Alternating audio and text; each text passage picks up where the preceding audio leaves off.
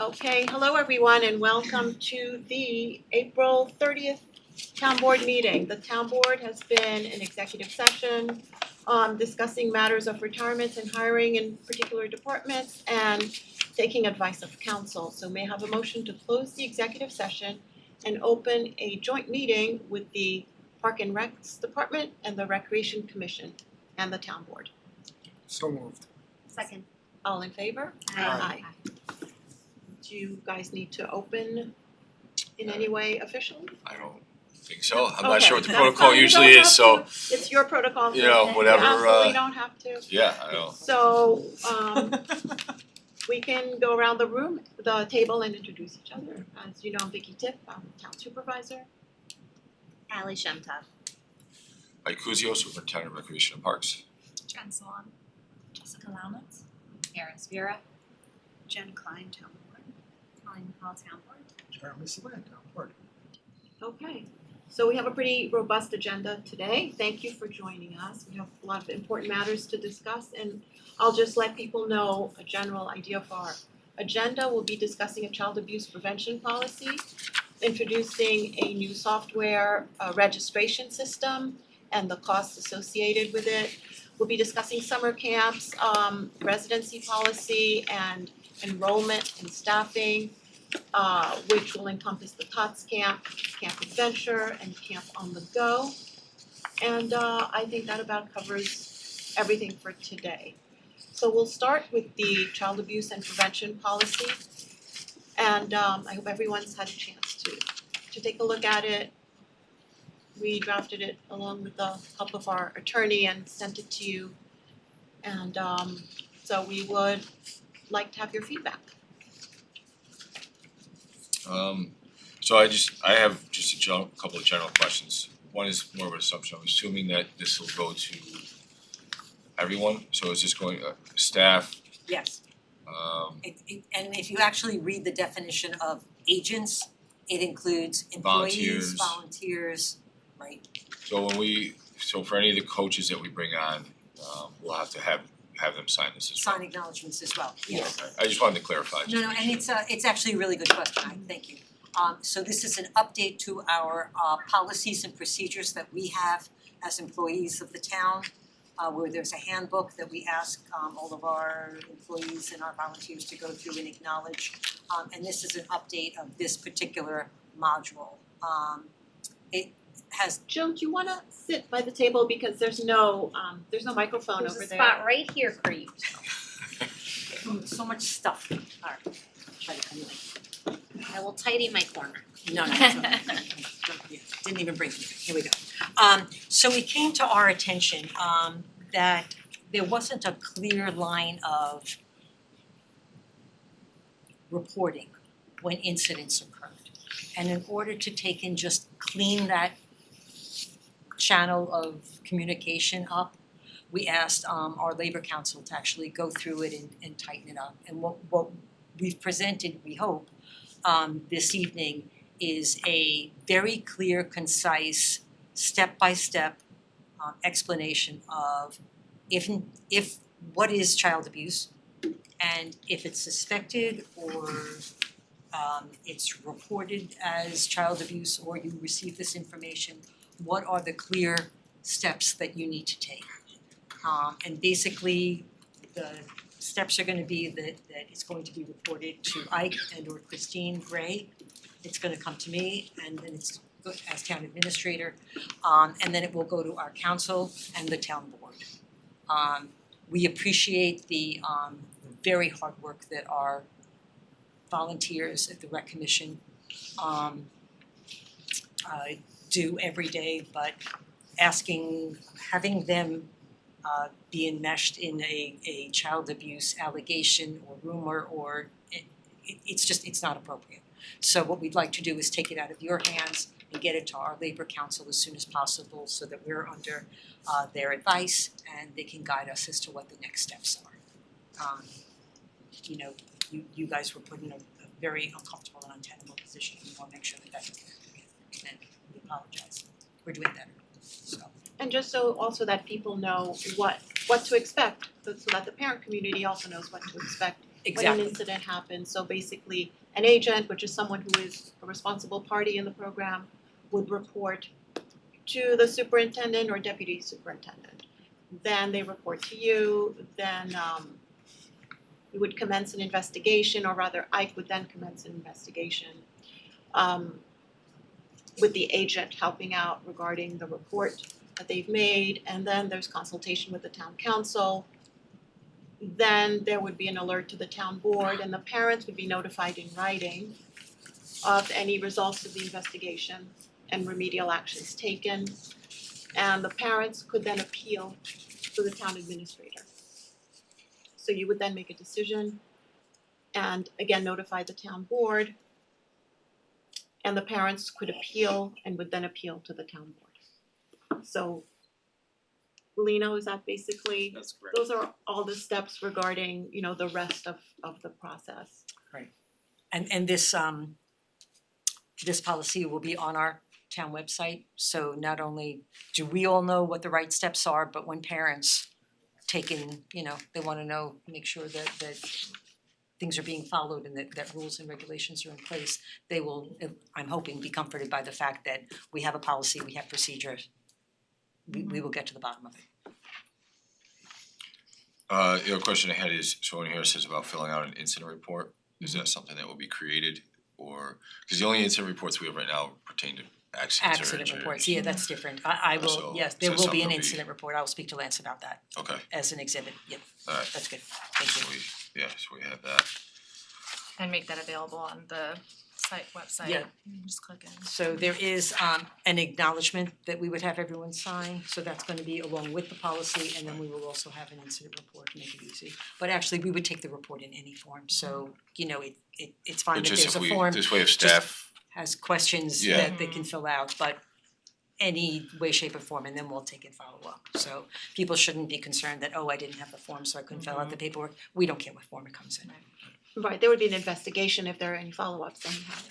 right, but just for me, for staff, right, if someone came in, Yeah. at least it's something that, Something you almost follow. like a checklist type of thing, right? Yes. Yeah, I agree. You- Get the you should have information that. that we need, so I'm good with that. And then, you know, reading through here, I see it says, obviously, no form of child abuse will be tolerated.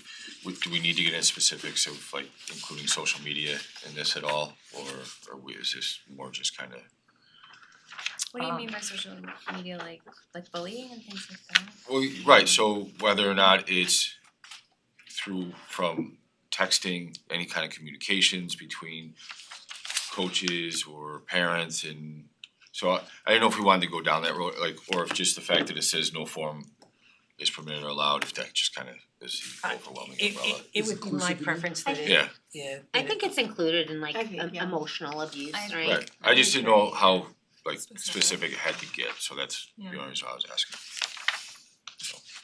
Yeah, Okay. there's so much in social media that we could be specific about that I'm afraid if Just we get listing into social, some just listing specifics that social we media might. in general, but I'm fine with it, I just wanted to ask Like the there's question. no mention of social There's no media at mention. all. Yeah, Well, Put that in. We could add a clause of we can included add but not that. limited We to. can add it. Yeah. I mean, we're here for feedback, so Yeah. this is, yeah, just an open-ended Emotional question. abuse, belittling, shaming, Whether in person In person or on social media, yeah, Around or that. elsewhere. or online. person. Yeah, I would.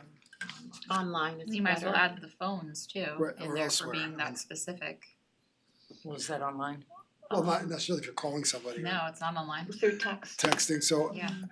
That's right, like you could really get really deep into the weeds here, Yeah. and I didn't mean for that to happen, I just, Inclusive No. of any and all No, but she forms that covered. I just wanted to make sure Yeah, I that, agree, and all Yeah. communication of all limited to. forms. Yeah, communication of all forms. there you go. Then it's Yeah. broad, not getting too granular. Alright, Okay, you got that. I got it. Okay. That's all I have. Yeah, thank you. Alright, That's thank good. you. No, it's Good good. And the other addition. thing is that just because we're approving this tonight, doesn't mean it can't be changed. Yeah. So if we find along the way that something is a little awkwardly worded or maybe not as expansive as we'd like, we can revise it. At least it's in good shape and We could table it and pass it next week. that's. You know, if there's some substantive changes. Do you have any other? That was all I had, that was the only notes I had. So I'm just gonna take and put in an exhibit A as an incident We report, could- just as a guide. Right. And I'm just gonna add the in communications of all forms. Okay, and we pass it as We, revised? yes, So, as okay, amended tonight. as amended. And who's gonna be managing this signature collection process? Cause we do it's that. pretty large. Yeah, It'll be your office. Yeah, so we do that along with the clerk's office. We do it with our ethics that go out every year and when we have new employees. So we do this as a matter of course. What we'll do is we'll circulate it via email. We'll have a collection box in my office for it to come back and we'll literally just go through, may have all the departments responsible for their employees. Ike will add it to his packet, Our employee packet is already very, quite hefty. And yeah, the so list of volunteers as it well. will, yeah, it will If be you can't added lift to it, then you that. can't work here. So Maybe we should look into e-signing soon. it'll be yeah, so we'll just add it to our Mm-hmm. employment packet. I'm old school, I like the signatures on it. Okay, So that was all I had on okay, Thank you. questions I had. that's great. Great, okay, so let's move on to the civic rec software system. Do we wanna take in, Ally had raised just an issue of timing and the fact that maybe we wanted to jump ahead. I'm happy to do the civic rec and costs and stuff, but do we wanna go to jump to summer camp or go with me? That's fine, Do you we think can we'll jump, get to to, I'm hoping we get to everything. it's Me fine, too. let's get to let's summer go. camps because I think people Yeah. really care about that, although the software system is about registration, making, people have had a lot of issues registering and having a hard time Yeah. getting Right, onto the system and this will solve it. right, so But I think people would be interested in this as well. yeah, so very briefly, we have converted over to Civic Rec for our e-alert systems and it's already operating on a number of the town's platforms. And Ike was able to sit in and Rob Deary as well to Civic Rec. It has a far more robust capacity. They sort of chuckled when we gave them our numbers as to like, you know, who would be registering. They were like, you will not have a problem. We're able to do 50,000 at a time sort of thing. So we're moving out of the 19th century and hopefully moving into at least the 20th or perhaps 21st. So we significantly more robust registration capacity. And because it has expanded capacities, there's a number of peripheral systems that Ike uses downstairs. The one for the leagues and the stats. We have a couple different software Something programs that Lobster? we have League Lobster, we have That's Team it, yeah. Sideline, we have a few Christine of is those. on in case she wants Oh, to great. to weigh in. Hello, Okay. Christine. Hi, Christine. So yeah, so we do have a couple other platforms that we use for scheduling leagues and things like that. So hopefully it looks like Civic Rec might be able to help us. So we're hoping to be able to phase out of those one-offs that we use and bring them all under a single umbrella. What's the timeline? Yeah, so you know, we're also hoping to be able to well, why don't you tell me a little bit about the Civic Rec and the ability to upload forms, medical forms and stuff like that and Right, so yeah, Civic Rec has a few extra bells and whistles that we don't currently have with our system, which might actually make camp registration a little more efficient for the user, and that they can they'll be able to pre-upload any sort of medical documents or anything like that, so that when they go to register, it should just be a few clicks instead of right now it's a lot. You know, it takes someone a bit of time to get through the whole registration process for camp. So this will make it a little bit more efficient. Is what we're hoping for, just in a nutshell. right, so if parents have that information ahead of time, they can take and upload it and then their child's profile is complete and they can take and register as opposed to being bogged down by the 1,001 questions that Community Pass was asking. There's an Right. app too, right? What's that? There's an app? Yeah, It's like baby wax. steps, baby steps. Let's not get ahead of ourselves. Sorry. She just got so excited. I did. One thing at a time. There's an But app for that. the timeline, our first training is actually this Thursday, the first of Great. many. And then in a perfect world, we'll have it for fall. You know, so we'll see how that goes. That'll Yeah. be helpful. Right, and we're hoping Cause by the Is time, that- I do recall the system crashed. Well, it's actually And- got the last and it couple was- years for camp, so. Yeah, yeah. so. What I would like to, our goal is obviously to have a couple of registrations before we get to camp. So this will allow staff to kind of work out the bugs so that we can get used to the software, you know, live and with people registering and all that. Right, So and that- we were saying in our last meeting when we were talking about this, that like in the summer, the traffic is less and the signups will be less for like the summer programs, but it'll be a good way to sort of like test it. Yep, Right. oh, absolutely. It's good And iron timing. out the glitches. Yeah, it's good timing to have it ready for Yeah, we're waiting for fall. mid-August for fall. Very good. Yeah, Okay. ideal. So the timing actually worked on this really well Yeah. for us. Yeah, and our hope is that by the time that, you know, the real test comes for next year's summer camp, that Smooth sailing. Yeah. smooth sailing, that we've done our homework, so that'll be helpful. And we're happy to help with the communication Oh, that'll be wonderful. plan Okay. with all of it. Great. People are aware, I think they'll be excited about it. I think so too. I have to tell you, anything that makes people's lives easier and doesn't crash, Yeah. you know, technology is a wonderful thing when it works, and we just have to make sure it works. And needless to say, because it comes with all these whistles and Yep. bells, and it is the 21st century as opposed to the 18th that we were using, the cost is considerable as well. So where Community Pass was No, it was less than 4. less than $4,000 a year, and yes, under the theory that you get what you pay for, Right. we're at 32. Yeah, Yes. sounds like it's north of 30, yeah. So one of the things that we wanted to talk to the commission about was how to help defray costs of the new system. We don't have to absorb all of the costs, but we are looking to defray some of them, the same way we would for parking or anything else. So the question is whether or not there might be a small fee per account on an annual basis or a per transaction fee. And it's nothing we have to we have to decide tonight, but it's something that, you know, if you feel strongly about it one way or the other. The numbers that Ike has given me are the 4,500 separate transactions annually. Think about maybe $2 a piece or something like that on that, 50. Rob, did you have any thoughts on what the numbers would be? I kind of thought of per transaction fee. But of how like much? $2. $2, yeah, just $2. I mean, nominal. it depends really how much the Yeah. board wants to absorb of the cost. Yeah. Can I But we ask a- did, you know, you mentioned there were a couple other programs, League Lobster, I think, and was there something else that we're currently paying for that we wouldn't have to pay for also? They're modest fees as well, but Yeah, they're not much, they're like, between the two of them, it might be like $1,800. yeah. It might be easier to do per transaction. Yeah, I was Because gonna- the alternative is I- to do per family or per individual, then you'd have to track. That's what I was gonna ask, like logistically, would you just be charged for having an active account even if you don't register for programs? I mean, I think Or an annual, yeah, Right. an I annual think activation sometimes- Do you know fee. what other Yeah, towns do? transactions better. Do you know? transaction Yeah, makes more let's sense, do it's that. based on I'd use. be curious. Yeah. What- And also That's a the good question. transactions would once a take into year. account how much people use the program. Yeah, Some people might exactly. use it for Or I do one transaction, some people might use it for 10, so. Okay. Paying for every Does that make year sense because to I need an you, account? I don't Ike? know.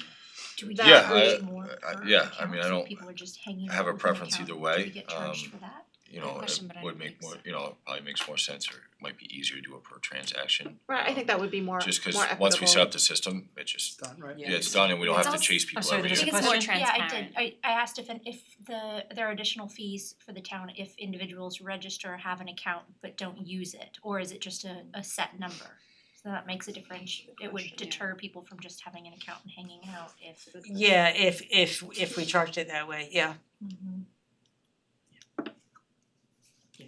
We're leaning toward the per transaction, but I Yeah, I didn't know think how you so. felt about it one way or the other. It's, you know, it's more Makes real, more sense. it's more representative of what It's a like a user fee tool. is. You Yeah, use it more, just you like pay at the more, bottom of the tab. and yeah, Whoever's using it should pay. So it sounds like it's easier and more fair. okay, great, Okay, okay. so now we can get to Summer camps, yay. So Okay. I'm really just gonna throw this out to the board, and that has to do with just the reiteration of our residency policy. So just to make it clear, people think that we've changed the policy with the spring, I guess the spring programs, but we have not changed anything at all. I think people think that they can't get on because they're in the town of Mount Pleasant and that we've instituted a 2-week delay, but as I understand it, nothing has changed. Maybe they can't get on because programs are closed already, not because No, didn't We we put a close the delay. loophole in the system with CCSD? No, it's, Oh. we have left it open, so as of, even with our spring registration, because there was a little bit of back and forth, we actually reinstated CCSD participants as residents. So they are considered residents in our system. Right, We've always had a 2-week delay for Right. non-residents. Right, that that's- language is always on yeah, this, it's the always- same the language is there, but it doesn't, it's not in effect, No, it is is. that right? It is. I thought it was, So here's the issue. There's two Okay. different things. We've always had a 2-week delay for non-resident registration. Okay? Non-resident of Newcastle and non-resident of CCSD. Correct. Yes. So So if you don't CCSD participants have always been able to register the same time that Newcastle residents have been able to register. Alright, they were always considered residents in our system. They have been, that hasn't changed. So so here's where the confusion comes in. So we sent out our advertisement because we have registration opening in 2 weeks.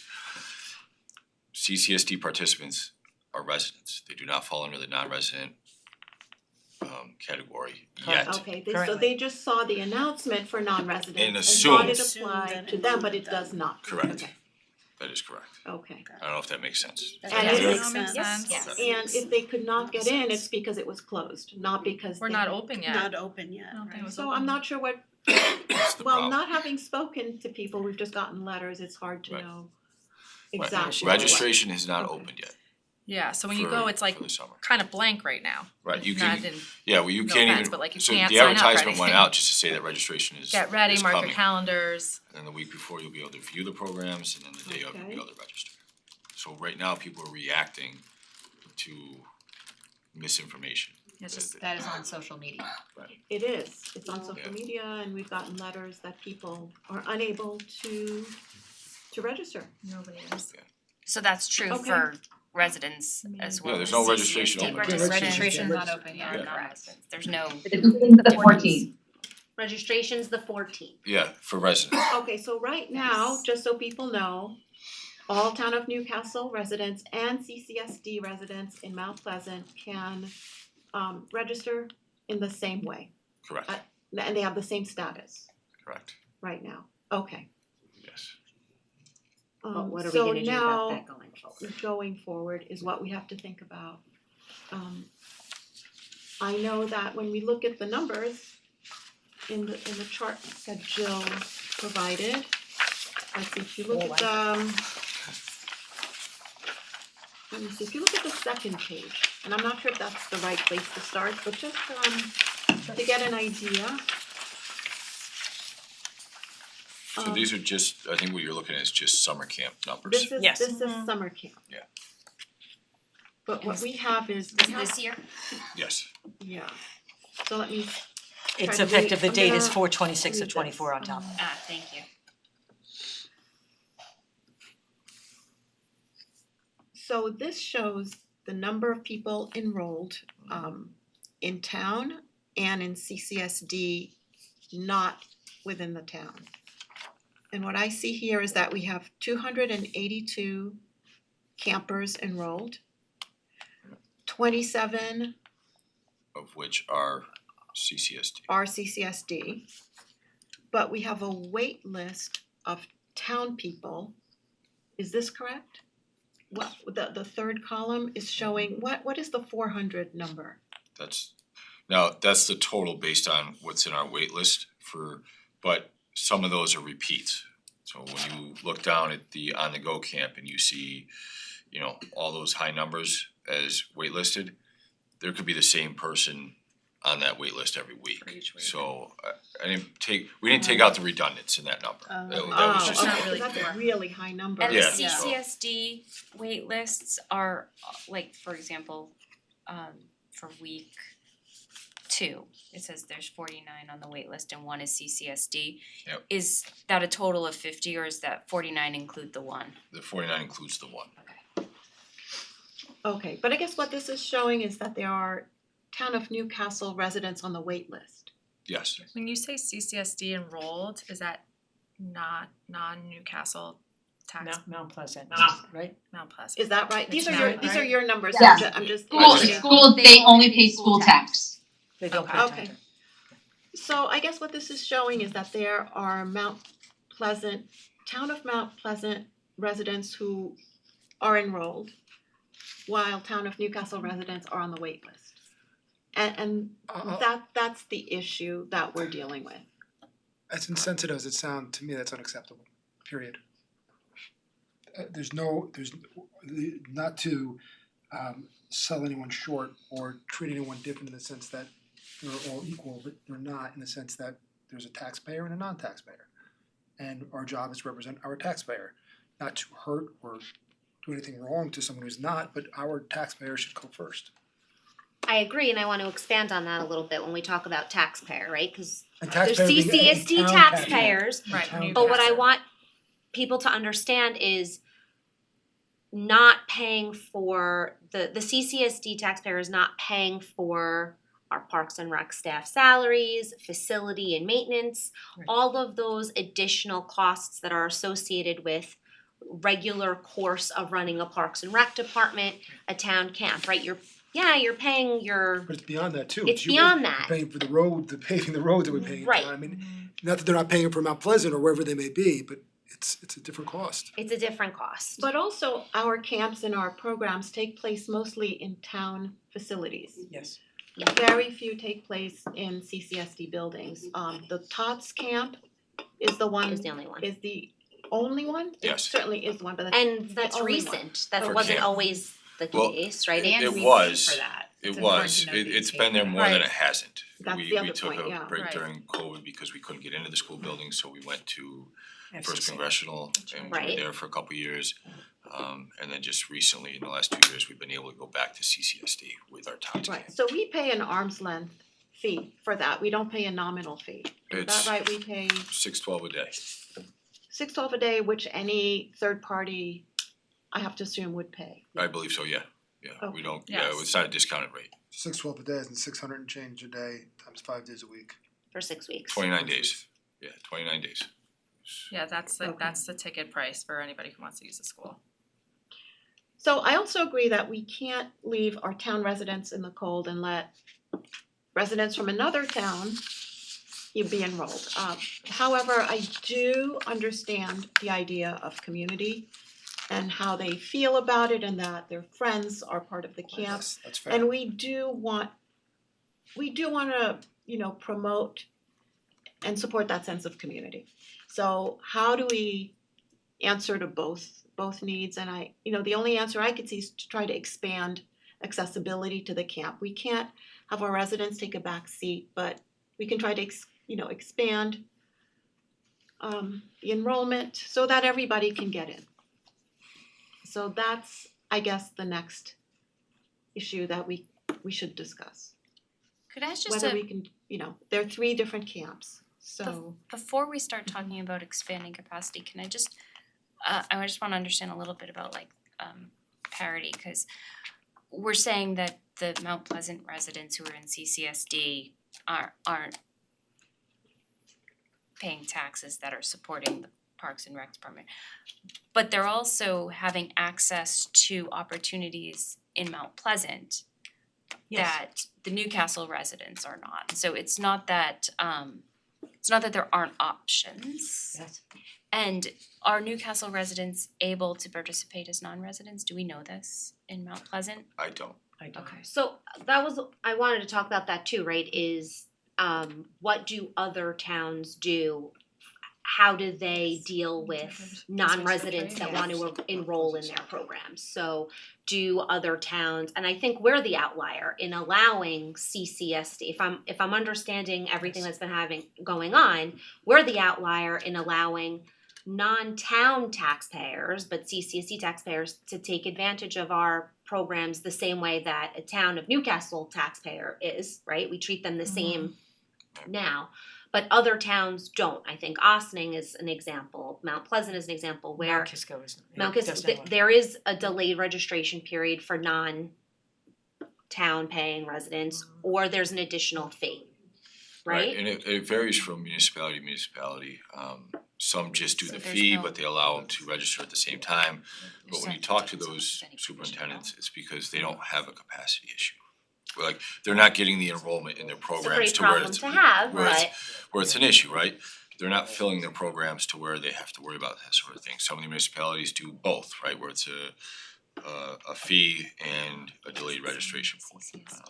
In fact, ironically, the town of Mount Pleasant has beautiful camp facilities. They have a pool, at least one pool. They have a huge camp. But I understand the issue is that the kids want to be with their friends, of course, so we know that. Well, when we talk So- about expanding. So just so you, sorry, Ellie, I No, didn't go mean to ahead, cut you off. go ahead. Just from when it comes to our program registration, not camp, when it comes to our program registration, the current setup is it's a 2-week delay for non-residents and a 20% Additional thing. right, for any non-residents. So that's the way it is currently set up for non-residents in our system. So it's a 20% fee and it's a 2-week delay for registration. And Do you think 2 weeks I was is gonna say that. reasonable? 2 I weeks mean, seems like a long time. I would do it by days You said rather 2 than days, hours. 48 hours, I yeah. would say I was thinking that, 2 Yeah. days. I How- would say 2 days instead of 2 weeks. Is there like a curve for registration that you could kind of like, I mean like, Well, town camp's full in like an hour. Yeah, but is it a Oh, problem less. with regular Less. programming as well What's that? during the year? No. Is the demand like this? really It just- well, it depends on We're the, waitlisted. it depends on the program, like we do have some E waitlisted program programs. is- Yeah, Oh. you know, Ukulele. Busy girls. yeah, there are, so yes, there are some programs that ukulele. fill up pretty quick, yeah. Sorry, it's my joke. We do offer ukulele. Yeah, but it's And not really full. It gets waitlisted. It does. Wow. I'm not joking. So Wow. well. It's good I problems swear. to have. Yeah. Chess Try to get Chase to do it program, every year. like a lot of. I see that, but ukulele. We used Sort to of. shop Fiddleheads. program that did I really couldn't well. believe it Fiddleheads is myself. always waitlisted. Yeah, wood programming, The wood programming, Yeah. yeah. Mount Pleasant. But you know, about increasing accessibility, I think it's important, not only, you know, it'll make people happy and feel a sense of community, but it's also a revenue stream for us. And, you know, we Big need one. the facilities, of course, we need to increase staff, Jill's but taking a deep breath. Yeah, She's so because good. Vicky and I have had this conversation, she's absolutely right. You know, aspirationally, everybody wants that, nobody wants to be able to turn Right. anybody away. I mean, no, we're going to talk about the, you know, the limits and the roadblocks here, but I just want to establish in concept that this is a revenue stream for the town.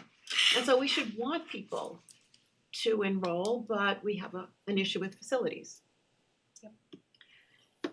And that, you know, that will lead us into the discussion about Tots Camp, Camp Adventure, and on the go. so if I can just kind of circle back. To the residency policy. Can we start with that and just what are we doing going forward as far as what our policy is going to be with registration? I agree with what Jeremy said, that I don't think it's fair for a Newcastle resident who's paying taxes to The town.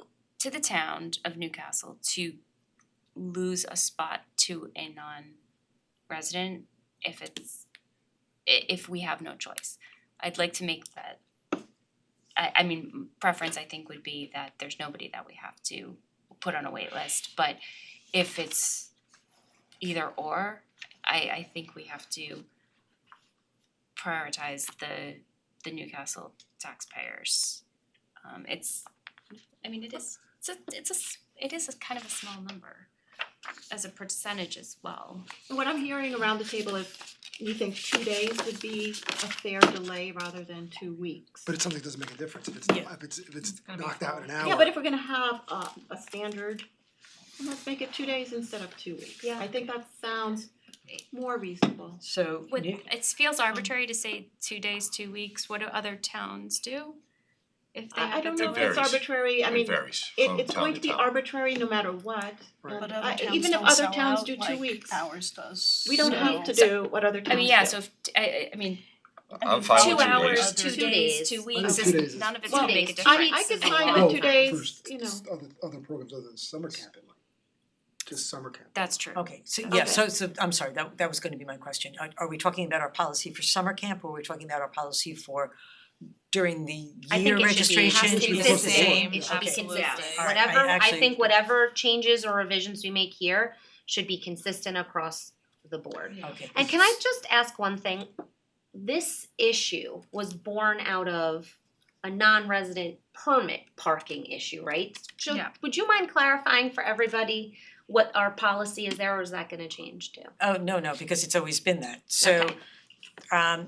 we actually had a CCSD parent come into the clerk's office, Christina's here, she can attest to it, and she was giving Christina a hard time about the parking permit, she was a resident, and Christina said, oh, you're not a resident, you're paying a non-resident fee, and she said, well, I don't pay a non-resident fee for recreation, why would I pay a non-resident fee for parking? And we have always charged a non-resident fee for parking, this is, I'm here for 20-something years. That non-resident just would have not said anything. We would not have known that there was an issue. But the point But- is that that's our policy for non-resident parking, and I Right. think that this conversation was born out of realizing that there needed to be a little bit more clarity on how we Right. deal with. In sync and synchronized, Right, like it should I think there be- should be consistency Consistency, and the that's rules fine. should be the rule and it's easier for everybody to follow and we just make it as clear as possible for Right, everybody. and if I could just We have to clarify. be consistent. Yeah, and if I could Absolutely. just clarify, because the parking is a little bit different. And the parking's a little bit different because we do charge a difference in price. So it's twice plus a bit. But we have the capacity to accommodate everybody. Right. And the issue here is at least at this point in time, we don't. And I wish we did and we're getting there, but there's just a major differential. Okay, Alright, So So- we're agreed on the 2 days. Yeah. okay, And but what about we're clarifying the- that Newcastle residents mean you pay taxes to the town of Newcastle. Right, Yes, Going forward, going after forward. summer And- 2020. I think it's also Right, so- important to, oh, go ahead. Well, I was just, so I This just is had, fall. I had two detailed questions, that was gonna be my one question. for the Can we s- can we- August is for the when the fall. registration opens for fall, Fall So- programming, so we'll Right. institute it for fall programming. okay, right. And then are we keeping the 20% fee? Well, I don't see the need to change that. Okay, I just I wanted, don't think just that wanna was make on sure, the table, but it, it's a fair question, I don't think that was on the table. I don't wanna assume anything, No, no. so- Is Yeah, that no, in yeah, place for absolutely. summer 2024 registrants? No. Are they, so it, We're gonna keep it the same for the summer programming and any changes we've made for fall. okay, so there isn't currently a 20% increase for the campers who enrolled, who are enrolling? No, it won't be You're- retroactive. Cause you said enrollment opens up soon, For summer programming, separate from summer camp. okay. We run programs outside of camp during the summer, so it's separate. And that will stay under the current policy where CCSD participants are considered residents. So they would fall in the resident pool and can register on the first day. Regarding timing and Correct. no additional fee. Correct. This is only going to go into effect for fall 2024 and going forward, Correct. which doesn't, and registration doesn't open until August. Thank you. Okay. I think it's also important to note, and I heard this comment a lot when this came about a few months ago, is that families feel because they are paying CCSD taxes, that like our kids just automatically have access to our fields and our buildings year round. And I think it's important for everybody to also understand that we pay, like Ike said, a fee every day to get inside that building, to play a game on the field. Every It's time not we use included. a CCSD field, that we're charged that. So it's not like that comes with like, as a CCSD taxpayer, you get access to like use the building, whatever. Jill, what was We the have to most pay we were for it. paying at one point, a couple of years ago, we were paying 80-something thousand a Yeah, we year? were paying $80,000 So for the town of facilities. Newcastle was paying $80-something thousand to CCSD Yeah, to use that's pretty facilities. Which is substantial subsidized and by a by lot. the taxpayer. Yes. Right, And right. like As we do said- all the groups, like Yeah. all the sports groups, like we pay, anytime your kid steps foot on a field, CCSD field, we pay per child for lacrosse, baseball, all of that. Right, and you That may doesn't wanna come with also your mention the taxes. fact that if your child is a town of Newcastle resident, but not a CCSD taxpayer, we pay additional for that child. Can you say that again? So if you are a town of Right. Newcastle resident, Okay, but you're not a CCSD taxpayer, right, we pay an additional fee to the CCSD for that child. So if you're in Austining Right. schools I was and gonna you say wanted it's to go, Austining, right? Because we collect, town of Austin. Newcastle encompasses 6 different school districts. Right, so the Well, that's CCSD looks interesting, at our Because we enrollment. don't We have to charge submit those rosters for children every And if program. We any submit per child child. belongs to the Paying more Austining for them. Yorktown, Briarcliff. Briar, I'm sorry, Mount Briar Hill, sorry. Pleasant, I mean, Because that's Briar, applying like a Yes, different. any other- Yorktown, Right. Mount- Bedford, Austining, Cause we're Yes. or saying to the Byram Mount Hill School Pleasant, District. families We pay more for that that because child. they don't Correct. pay Town of Newcastle taxes, they will have this 20% additional. But if we're paying But they're more- paying town for- taxes. Yeah, the town of Newcastle residents are They're paying town paying. taxes. Right, but you're also Well, saying that Town of Newcastle residents who are not CCSD are costing the town more. We charge them.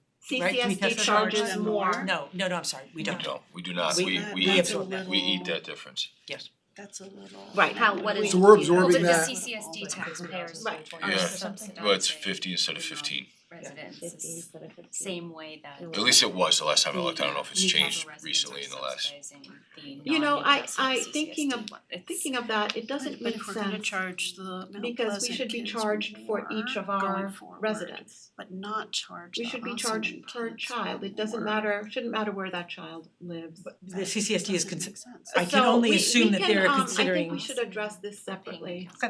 Yeah, I agree. But I Yeah. think But the Jill just point said is that they do that cost more because they don't pay our CCSD kids are being treated taxes. differently based on where they live Right. by the school district. Right. Okay, so I think that covers the policy. So we're clear with this? Yeah. Yeah, Okay, all right, Is that's your a board, fall. is the commission on the And same then page? so Yeah, what was the consensus or is there a prevailing view? So the consensus from the rec board was we did feel that non-residents should pay more. I think we did not come to a consensus on the prioritization because we didn't have all of the facts.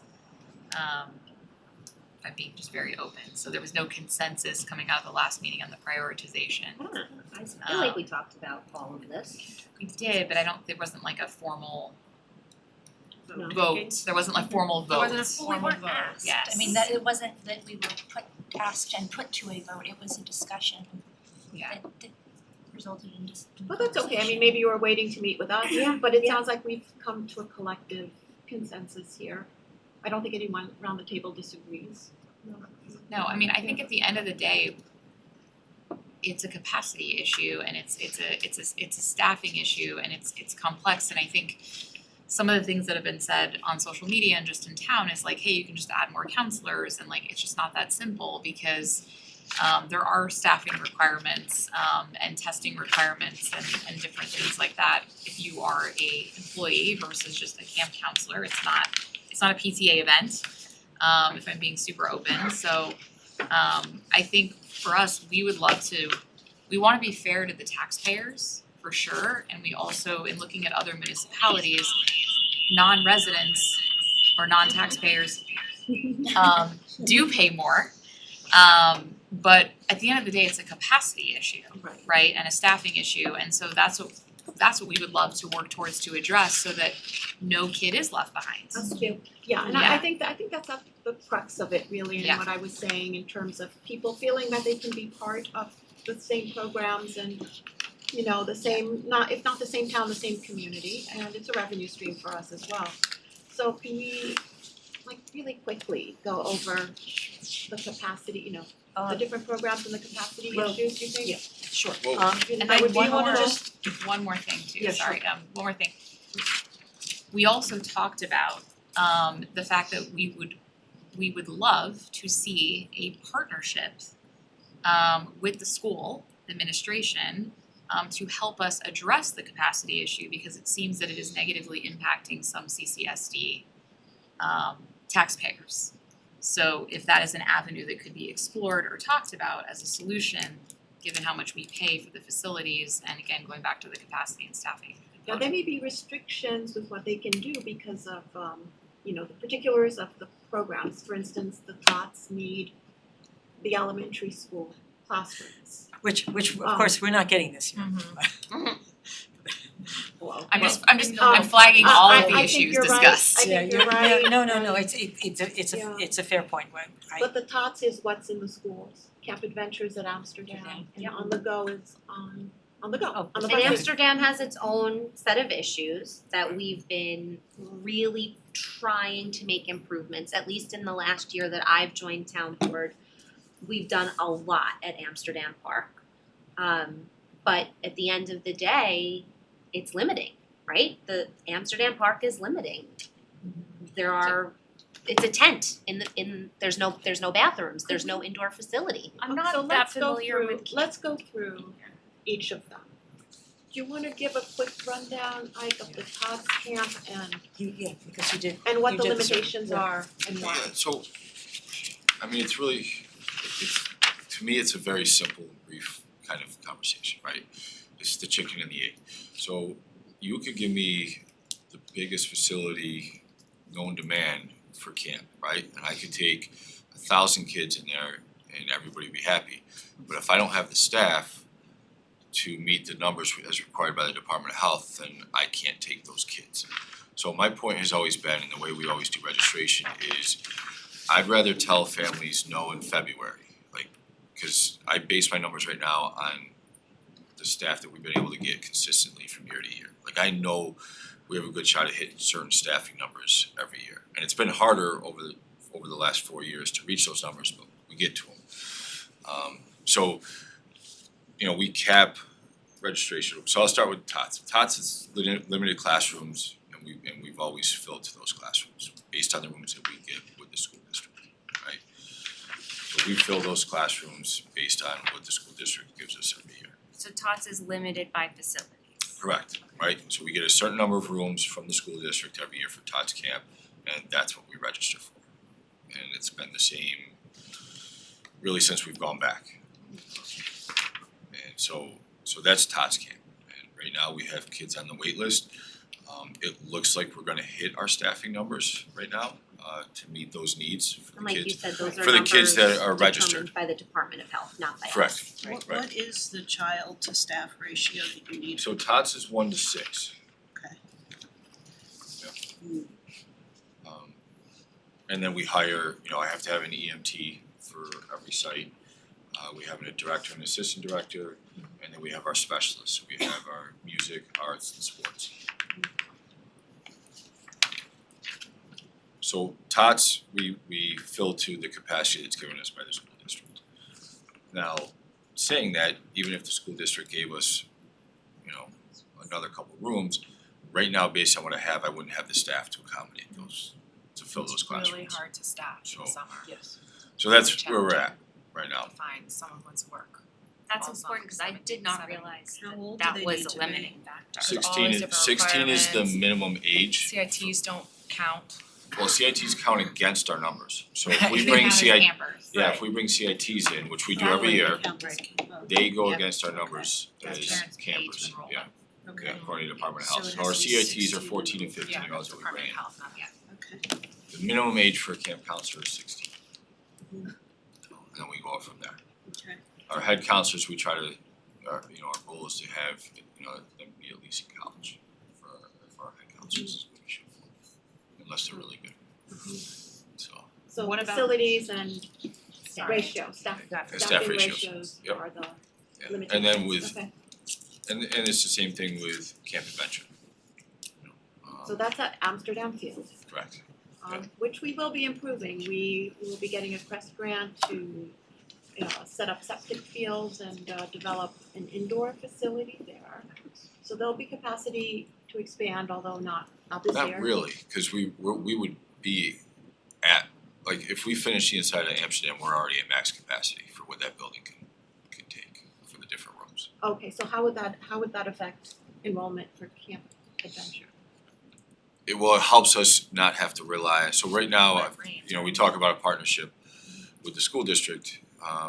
They've been great this year and they're allowing us to use Seven Bridges as our rain location.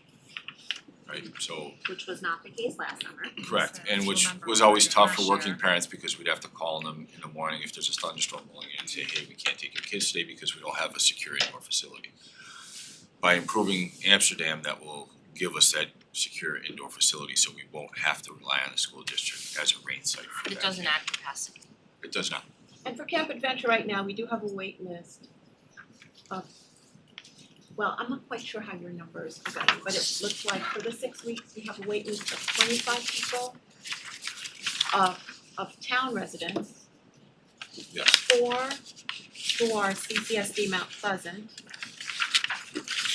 No, I think you said that the 25 includes the 4, right? Yes, Yeah. yeah, of the 25 Oh, floors. okay. it's So 21. 25 is So the total. 25 includes the 4. Alright. So there are four are, okay. Okay.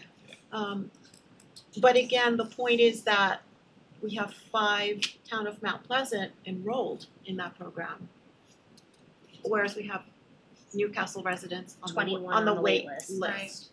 Which is the issue. That's the problem. How many drop-offs do you get to people who ultimately don't attend, even after they enroll?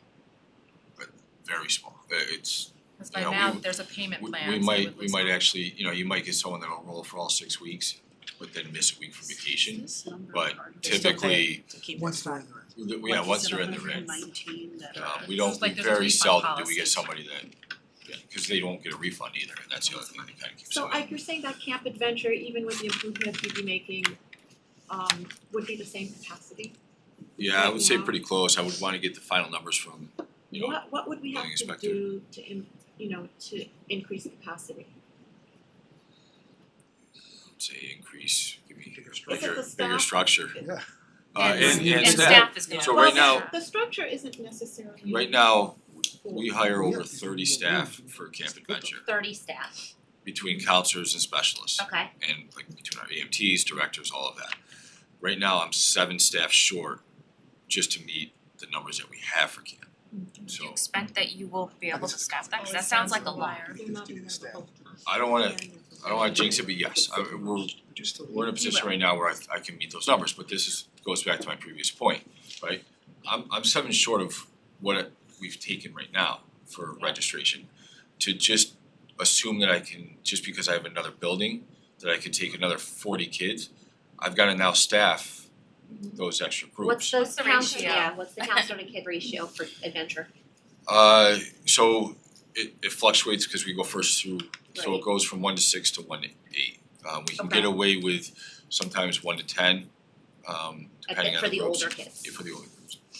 And is on the go 1 to 10, because that's On the been go for- is 1 to, I wanna say it's 1 to 12, 1 to 13. Is that right, Christine? It changes, I think, well, yeah, I think it's 1 to 12. 12. Okay. And then it changes if we're at a swimming site where we have to have the numbers, More. the numbers always, Lifeguard. the ratio shrinks when we go to the pool. But on the go structurally limited with an issue of buses. Correct, Right. and the facilities, some of the facilities that we go to, So if you wouldn't be able to go- handle, Like for what? Give me an example. we do some of the indoor stuff, we go to the, like the escape room things, Yep. we do those, And those places are giving you a number that they're maxed out. Correct. Okay. Yep. The indoor go-karting or ropes courses, they can only take so many kids. We go to bowling, we go to AMC, there's a few of those other indoor places that we can't, they just can't handle if we rolled So you in with can't 120 kids. You can't really add because they need to be able to go on those trips. We'd have Right, to, or you have to change the like- whole program. But we'd already also, have to but also change the it. buses are an issue, let's say you have a bus that fits 40 kids, but then you have 5 more. You You need can't a get a whole whole other bus. bus for 5. Well, it That's- becomes that- cost that's my prohibitive, it becomes cost understanding prohibitive, of you're paying another for a full limitation. bus for 4 kids, but the cost of the bus is significant. Right. And How's your it's every staffing day, in on that the one? go campus Right. every Buses also day. don't come with CCSD so that we're 4 taxes. short. I mean, for People are on under the the impression. go, the Right, so the size bus- of they're the not. wait list is pretty much the same as the size of the enrolled. Yeah. Say that again? Yeah, we have So a, for on the go, it's Yeah. almost like you could reproduce the same camp. I mean, you have the Just double same, the you have, program. right, I mean, you have this, so like, can you almost, I'm not just asking, 'cause Yeah. I'm a newbie, so pardon my questions, but Well, we're all basically Um, okay with these but numbers. can you almost create like two, like Camp A, Camp B on the go, where they go different days to those places? You know what I mean? Go We to have the the staff. campers, but we don't have It's the staff. staffing. It's the same. And no matter what, you don't have Right. so right Do now, we he's- not have the staff because of the It's hard to salary? Like Well, why yeah, that can't we was also get, one. why can't we get 16 to 25-year-olds? Like, aren't they looking for jobs? Why can't we get No, them? lifeguards are having They're trouble not. staffing, it's Really? Yeah, Yeah. if What I are they was on doing? the, I was on the Don't they wanna driving earn past money? the Say it. Kensico Dam, it said lifeguards needed, there's a huge billboard right by Kensico Dam They're- right now, lifeguards needed. they're paying huge bonuses and stuff to Yeah. kids who are lifeguards, No, they're just a desperate, shortage. they're paying for the training, so if they can't get lifeguards, which command a higher rate, I don't know that we fare all that well. Look, we're all in It'll agreement help. that we would love, truly Right. love, Parks, everybody knows Parks and Rec is near and dear to my heart. I would love, Vicky would love, we would all love to have everybody, of course we would. Right. There's and there's just the reality of the situation is based on staffing numbers and facility, it's impossible, we're And you need both, and right. and so I go back to my original concern is I don't wanna open up registration in January, February to double the numbers, and then all of a sudden I'm sitting here in May going, well, there's no way I'm gonna be able to get We're in another the same spot. 10 counselors to cover our additional numbers, And then people have and counted now I on have it. to, now I have to call these people and tell them that, well, Even we took your money originally, but now I Forget the can't money, staff it. forget the money that you Excuse me? spent on Even going the with. art Right. camp The has child a care. waiting list. What The was art that? camp, the Art art camp. camp has a Yeah, waiting the list. town is completely filled, right? How, Like, do you need the same ratios for an arts camp as you do for like the Well, more our physically? art center is only so big, we Well, I'm wondering, like, I That door know has to we've stay sort open, right? of talked about this, but Chapman. I'm sorry, it's an open meeting, so the door has to stay open. Can you open the, No, the doors have to Can you stay please open, open the doors? yeah, Sorry. Thank like, you. for Not our rules. for next summer, we start to talk about the idea of Chapac and a theater camp. Same issue, you're Yes. gonna have the same problem. Staffing. Staffing? Yeah. Well, I don't know, cause it might be a different ilk of kid, and also the person who we would bring on board maybe to run the theater camp at Chapac might have teenagers that they have relationships with. You know what, I'm saying? I love that idea, I think we should, you know, Because try I mean, if there are to elaborate 13 on, arts center try to kids, investigate that. yeah, I'm gonna So get on that. let's look into that, but let's have that off we the line, can't- 'cause there are some I think things, something that, limitations that come with that, depending on how you. go ahead, no. Is there a run as a camp, just wanna point that out, it's not regulated by the health department. We use the word camp, but it's really more of a clinic or program. So it's based on facility, capacity more than anything else. Okay. What And defines a then- clinic? It's not regulated by the Department of Health, so But what defines we it? might call it art camp, but it's really like an art, just a summarized art center. What defines it? What makes it a clinic as opposed to a camp? Maybe clinic's not the right word, it's more of a program. so I'm gonna put in a plug. It's not in the same category. I wanna put in maybe a Department of shameless Health. plug for our Envision Newcastle project here Now's a because good time. we're asking people to come and give us their ideas of what we could do with town-owned lands. And wouldn't it be great to have a new town hall that could be expanded and have a great community center with more town facilities? So that we could have more programming and more accessibility. So that's, if people are wondering why we're doing this Envision Newcastle, it's to get ideas like that. And I know that people are posting all kinds of negative things about this already online, but we wanna get your ideas about what the needs are for the community. So an obvious need to me is a need for more facilities, recreation facilities, so and you know, our town hall is kind of falling apart, all due respect. It would be great to have a new building with a real community center with facilities and a better rec field that could possibly be enclosed for more access over the winter. So I'm just throwing that out there to let people know to please be engaged in our visioning sessions and to come and give us your ideas and your needs so that we could, look to the future as we plan. So sorry, that's a shameless plug, but it's really important. Not a you shame. know. But on the staffing, Great plug. but on the staffing front, we did talk about, kind of how could we better prepare for next year, kind of given the demand, but that might require a partnership with CCSD. We talked about potential, brainstorming ideation sessions of reimagining. And they do advertise for us. Yeah, that's good. In their employment board. But Has anyway, I staffing think been we're getting- gonna have to I just have one To quick wind down. question about Yeah. staffing. Is it getting harder, easier, or is it consistently the same challenge? So staffing has gotten a little bit more difficult over the last few years.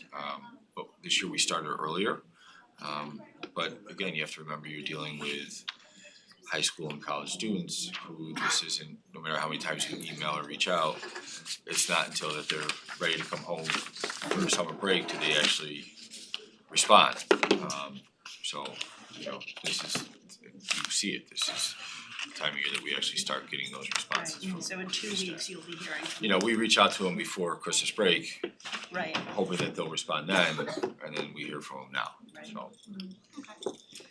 Okay, well, thank Thank you you. so much Yep. for Thank you. coming and looking at all these documents and figures, and I know that this is a lot of work for everybody, and we really appreciate it. Thank Thank you for coming, and we're still here, we can talk, you So can is there, contact us is over there the like phone. a decision or Regarding what? did we, Yeah, we made it okay, around didn't know the if there has to be a table. vote or anything. Yeah, There's no I think discussion? we're concluded. There's no discussion, we don't have. Public comment is coming up. This is a work session, there's no public comment, but there will be a public comment period at the town board meeting. And thank you all for volunteering your time. Yes, thank you so much. Thank you very, very much. Thank you. Should Are we we staying move the here? tables so that we Yeah, the what Yeah, so the only thing is that will the town board make a formal Thank you. enunciation of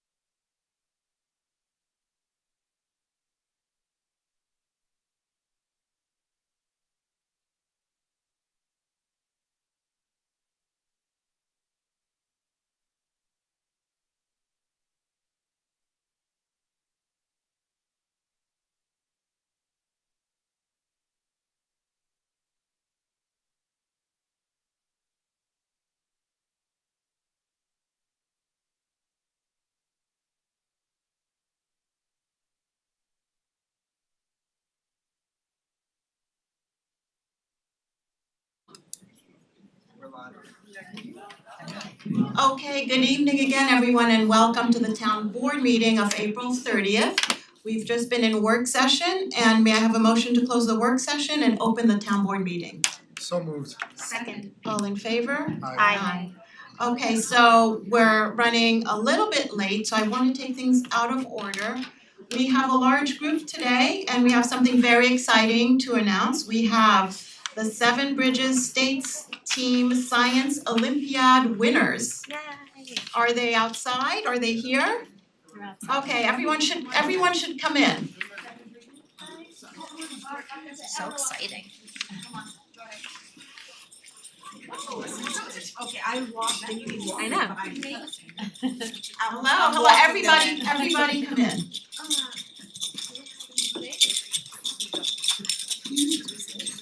Okay, welcome.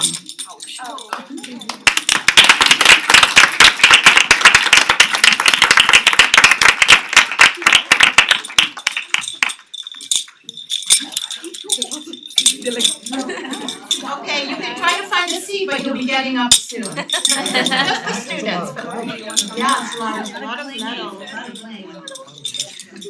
All right, the parents can come in too. So awesome. Everybody should come in.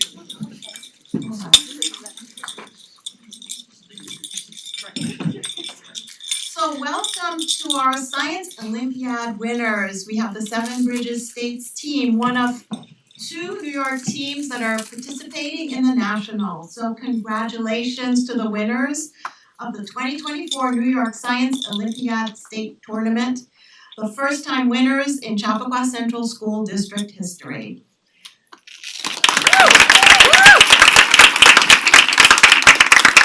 So the tournament was held in Syracuse on April 5th and 6th, and the team took home a record of 22 medals, including 6 golds, 2 silvers, 4 bronze, in 23 different events. And the team competed against the best 40 middle schools in New York, following the regional tournaments in March that had a participation from over 650 middle schools. In addition, the Seven Bridges team had the best overall performance of any school at the state tournament in the last 20 years, excluding pandemic years. And as New York State champions, Seven Bridges will be headed to the Science Olympiad National Tournament for the second year in a row and will compete against the best 60 middle schools in the nation at Michigan State University on May 24th and 25th. So very exciting happenings here, and what I wanna do is I wanna call up each of the students separately, and when I call your name, I want you to come and stand up, and the board will then come around and take a picture with you. But before you come up, I don't wanna lose track of this, I just wanna give a shout out to all of the projects you did. I'm not gonna say who did what projects, will be here for a long time, but each student participated in 3 to 4 events. So to give you an idea, there was anatomy and physiology, can't judge a powder, code busters, crime busters, disease detectives, dynamic planet, ecology, experimental design, fast facts, flight, forestry, fossils, meteorology, microbe mission, reach for the stars, road scholar, roller coaster, wheeled vehicle, wind power, write it, do it. Well, I'm sure there's a lot more to be said for all of those, but it sounds really exciting. So now I would like to, and again, before we get to the students, I wanna recognize the coaches for the state's team.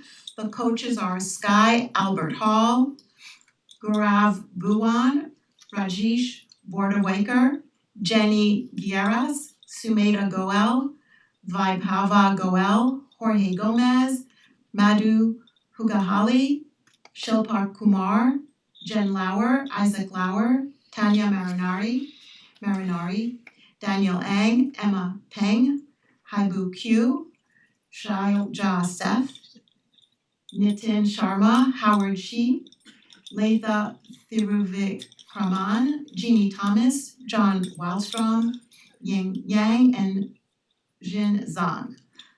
And special acknowledgement goes to Daniel Ang, parent coordinator, who was instrumental in the team's success. And I also want to recognize the PTA STEM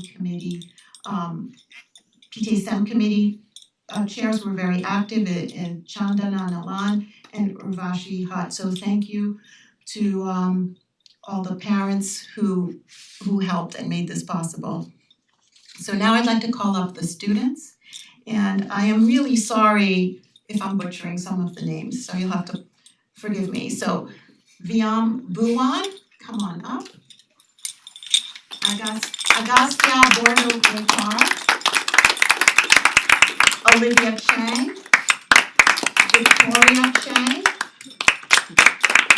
Alex Ko, Yuan Fan, Zachary Gibbs, Eli Giltman, Avika Goel, Tani Gomez, Roma Pugahali, Noel McIsaac, Tanish Nyanampati, Chelsea Eng, Amy Chu, Allison Reagan, Luke Thomas, and Lucas Zhang. And is there anyone that I missed? No? Okay, so we're going to come out and take a picture.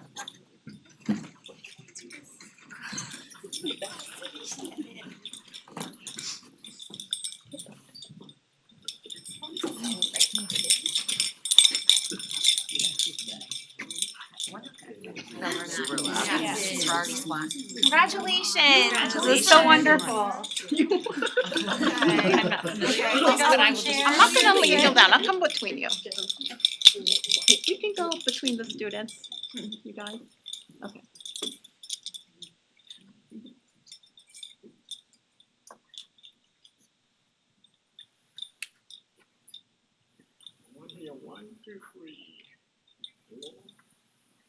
Coach, do you wanna get in the picture? Yes, coaches. Oh, that's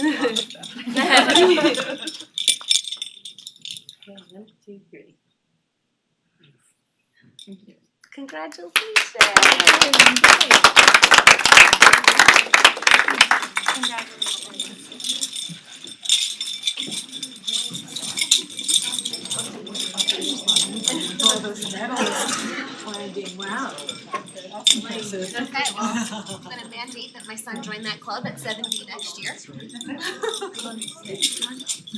And good luck in the nationals. Yes, good luck.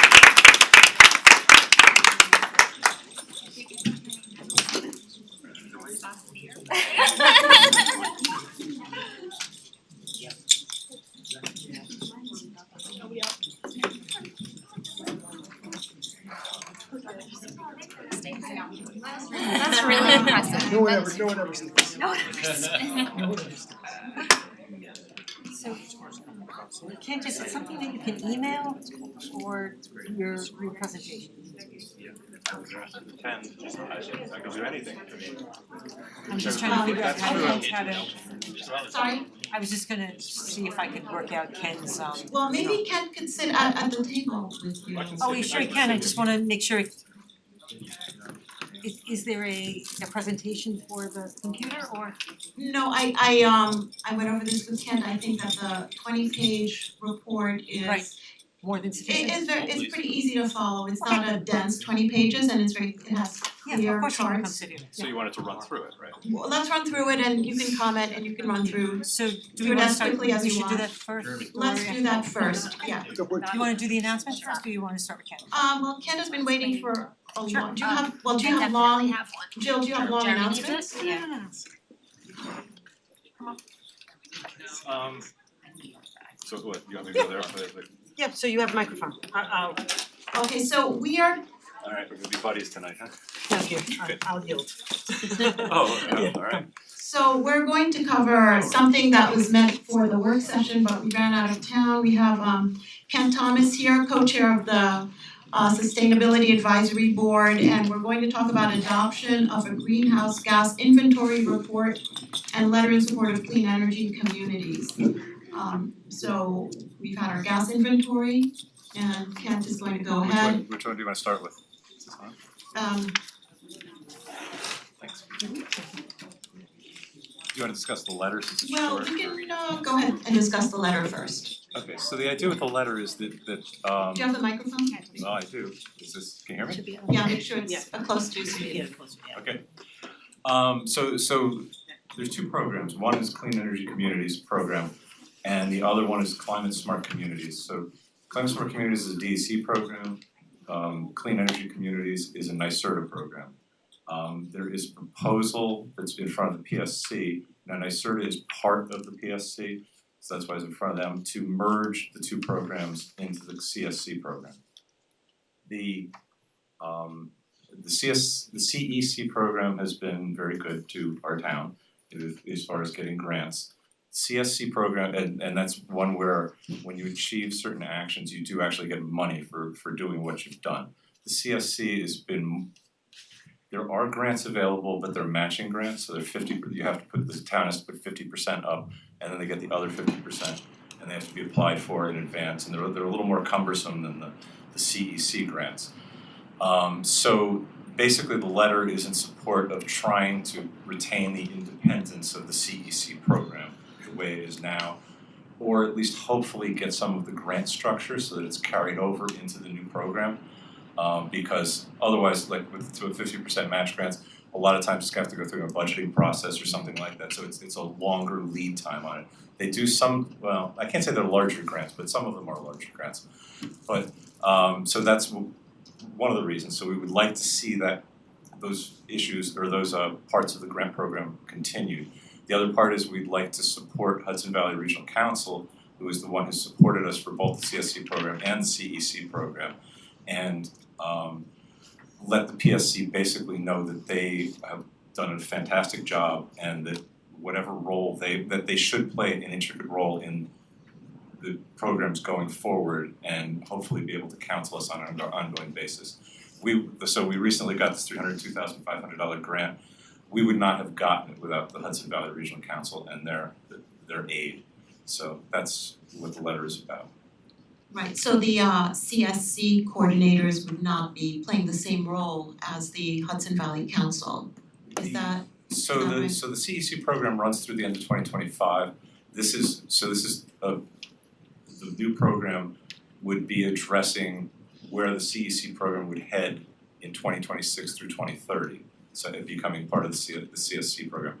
We don't know yet exactly what is gonna happen. They're pointing to there being more cohorts involved where towns work with each other and their experiences on the programs, but we don't exactly, it hasn't been fleshed out yet, it really is still in flux. So it's a two-pronged issue. One is the losing the no match grant funding, and the other is losing the invaluable guidance that we've gotten from the CEC.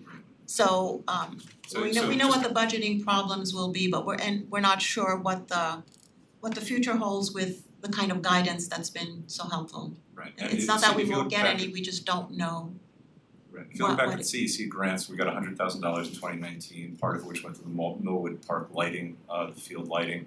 We got other $5,000 grants for energy studies for Chapac, this building, and the community center. We used others for electric landscaping equipment. We have this most recent grant which is being analyzed and potentially gonna be applied to the Chapac rooftop solar project. So it's been really invaluable to us. Yeah, and you also say here that the CSC grant program hasn't historically funded municipal energy projects. Right. So do you think that would change based on this transition? It might, so one of the big pushes is going to be with the state is building decarbonization. So basically electrification, and in order to accomplish that, they're gonna need to invest some money in it. There was, and probably a lot of money, there was I don't know what to call it, but there was a probe of how it would, decarbonization would have to work in the future, and it was run by somebody out of Bedford. And they came up with that to decarbonize the buildings in New York at this point would take something like $100 billion of funding. And so even just to decarbonize the municipal buildings is still a large amount of money. So, yeah, there's gonna have to be a lot of funding. Okay, well, I have no problem with the letter. Thank you. Does anyone have any questions for Kent? Always appreciate you coming Yes. and talking to us and making sure that we are a climate first community. Thank you, Ken. But he's not done yet. Oh, We're gonna, There's more. he's gonna report on a big, on our I can- 20-page big report. big report, Okay, yes. Thanking you in advance. So two caveats, one, I have this cough, I hope it doesn't interrupt us, it's been very, hopefully it's been patient, but anyway. The other one is the report we're gonna go over, the data was gathered approximately 18 months ago and the report was written about a year ago, a little bit ago. You know, I don't have all then I had all the answers on the tip of my tongue, but now I don't now, so I have a pad, so if you have questions, I will take them back and I will answer them for you. So I'm just trying to share my screen.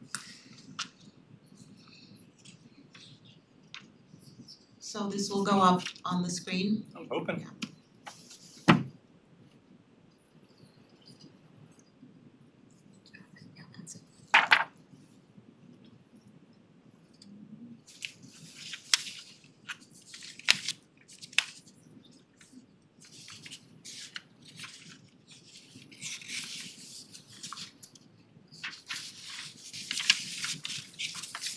Okay, share screen.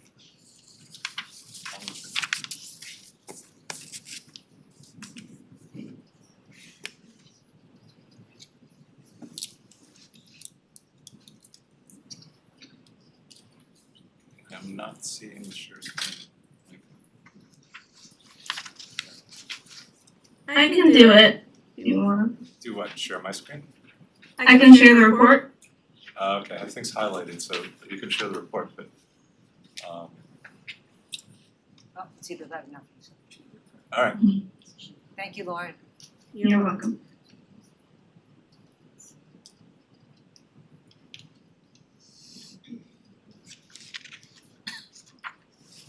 alright, so okay. Okay, you gonna share it?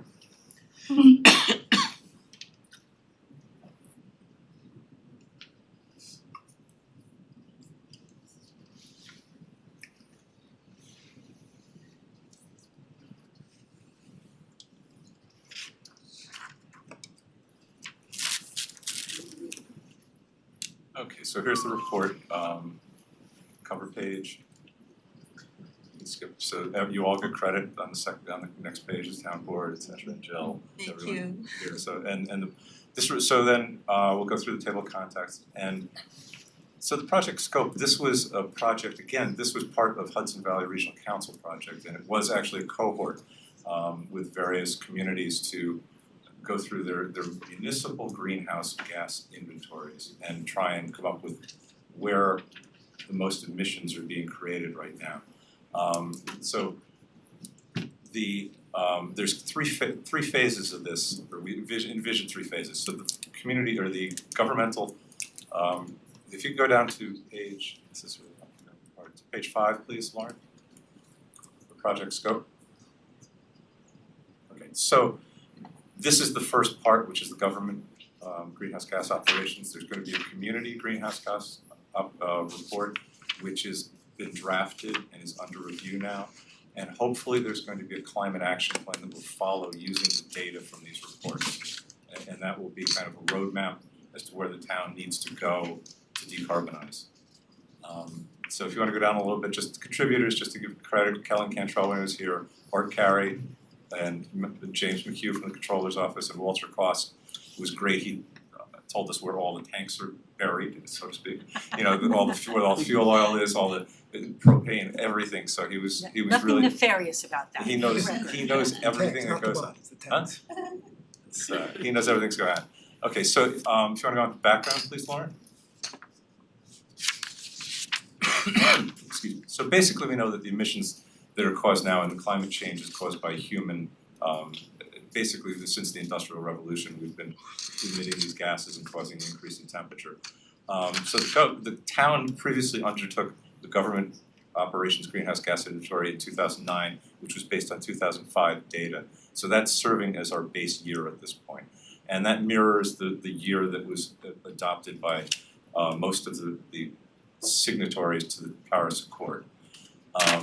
So what we did analyze was town-owned buildings, the water treatment plant, town vehicles and public lighting, and we can go on a little bit further down, Lauren.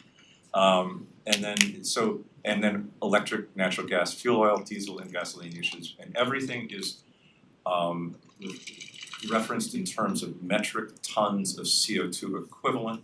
And we'll just say CO2 equivalent is it's the global warming potential of any given fuel that's burned and so or released to the atmosphere. So methane is 85 times more potent than carbon dioxide. So there's a formula to adjust those emissions, so we can talk about it all in terms of if it was carbon dioxide. Okay. So the sectors that we looked at were water delivery facilities, wastewater, which we melded into the water delivery because it's very small, buildings and facilities, vehicle fleet, public lighting, and then emissions. The emissions from the water and the water wastewater were combined. If you want to go down to key findings, please.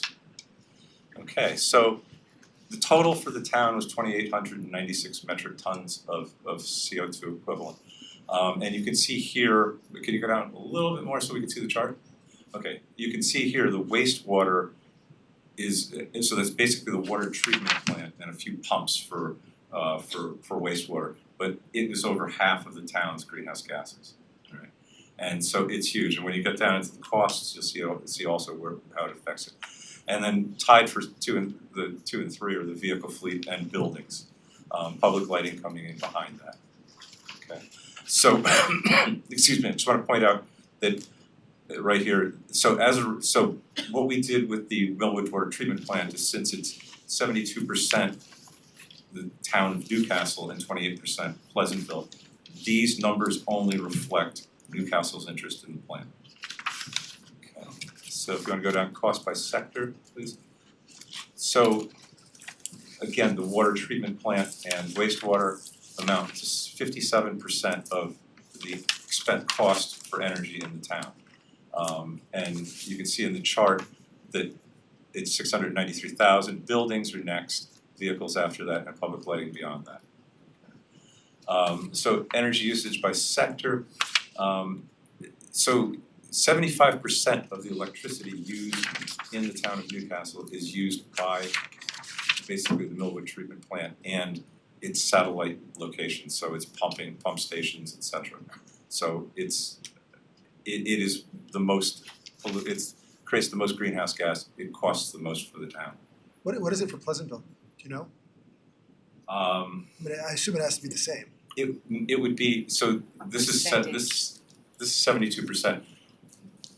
I could try and figure that out, but it's gonna the 72 the numbers we're seeing here are the 693,000. Just appropriated to us.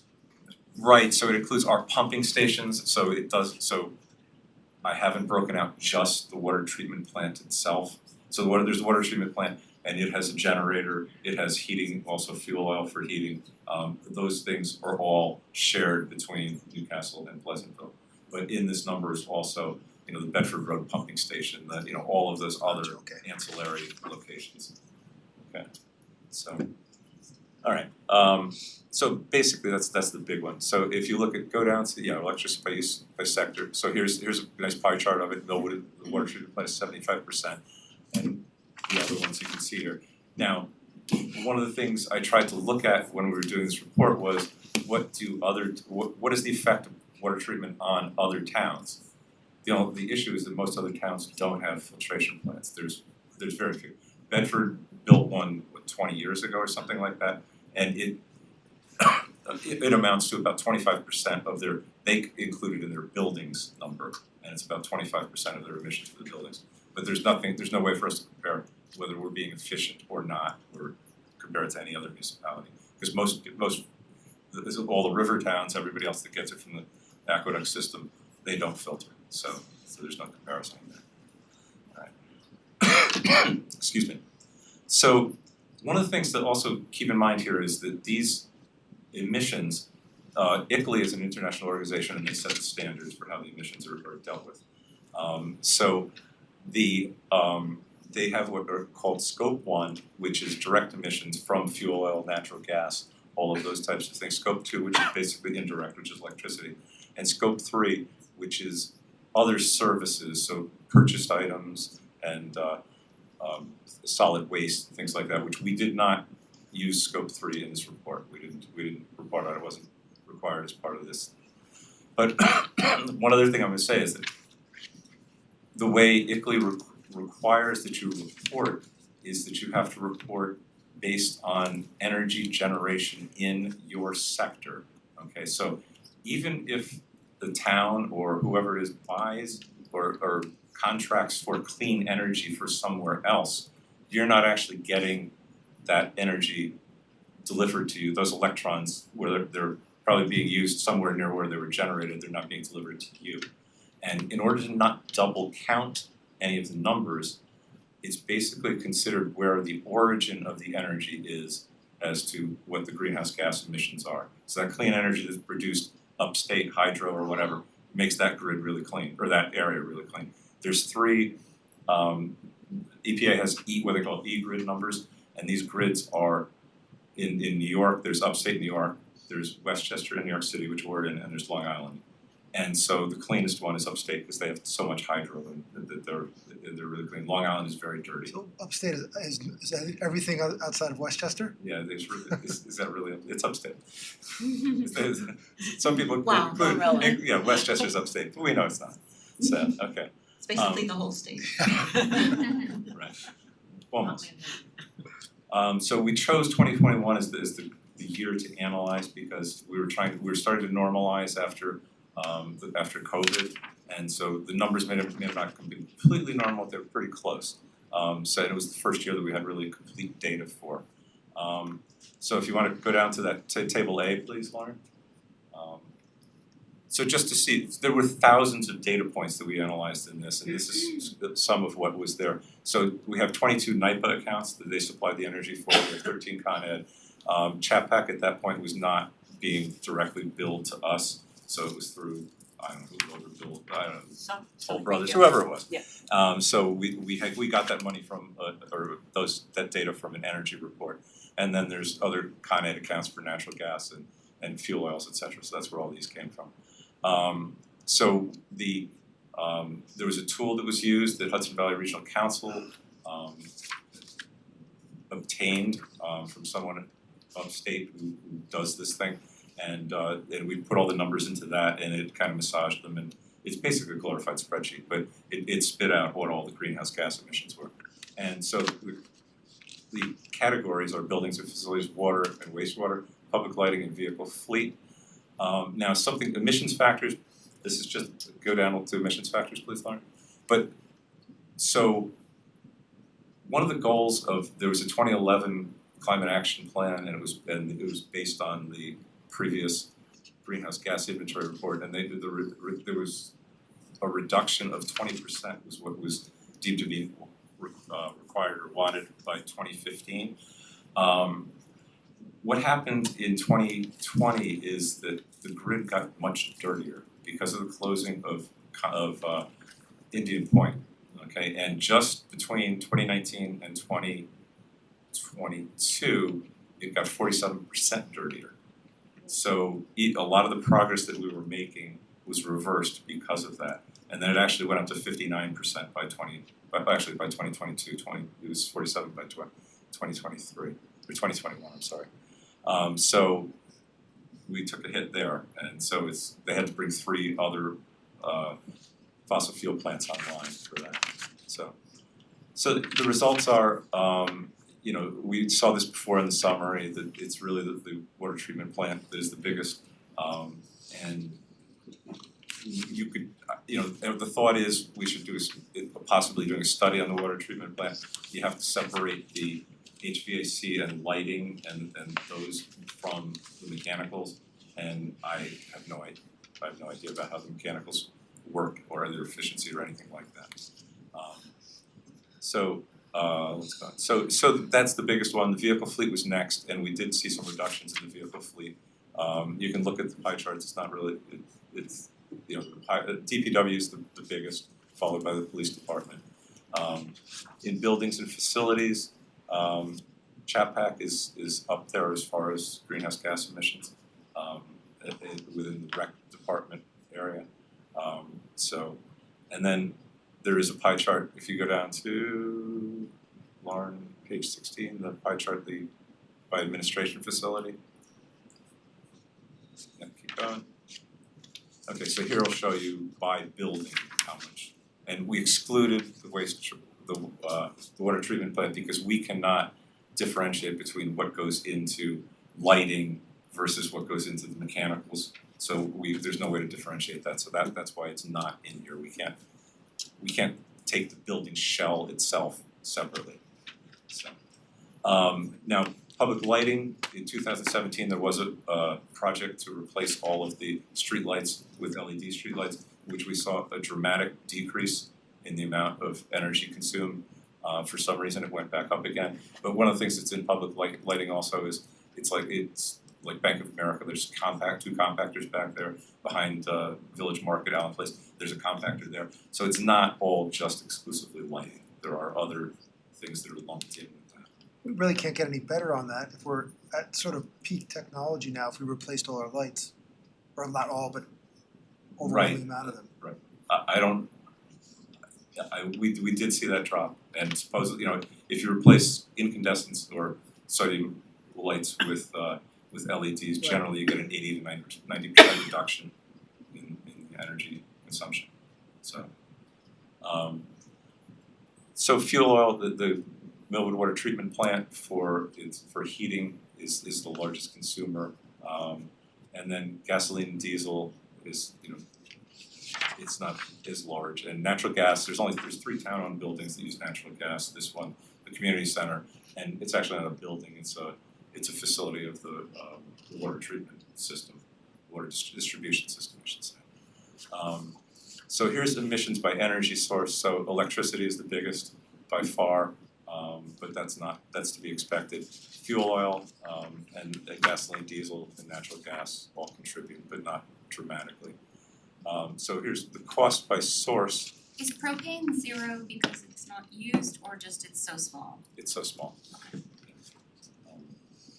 Okay, so here's the cost of energy by source. So electricity. You want to go down a little more, Lauren, to the next page there, the pie chart. So electricity is almost $1 million a year. This is 2021 numbers, and fuel oil 103, gasoline 93, etc. So it's got to be significantly higher because we had that bump with Con Edison. Everyone went up, so it's got to be much higher now. The demand pricing. Okay. Most of your accounts are NIPA. You get 90% of your energy roughly from NIPA. So, okay, so 2005 versus 2021 comparison. We don't have all the numbers, all the details from 2005, so I can't really validate all of the numbers, but here's the changes if you want to go down to get the bar chart plus the table in it. So in essence, the wastewater and water treatment went down about 16%. The fleet went down 29%, buildings went down 19%. The fleet I attribute to probably CAFE standards, better fuel efficiency. But lighting, for whatever reason, and I don't know, and that's one of the reasons I mentioned before, there's compactors and other things on those accounts because it did go up between the two. So I cannot explain that. So, all right. So this just details further, and then by scope. So scope 1 is again the fossil fuels, and it went down 32% between the 2 years, and then scope 2, which is electricity, went down 7.3, and the total being 18.9 there. So that was the reduction in greenhouse gas emissions. So if we go to the summary, so so this report provides enough granularity that it will be able to be used for a climate action plan, and we would love to see a climate action plan. We'd love to see it budgeted for and done over the next year or two, however we can. And it can be a roadmap for the town as to how it proceeds forward with decarbonization.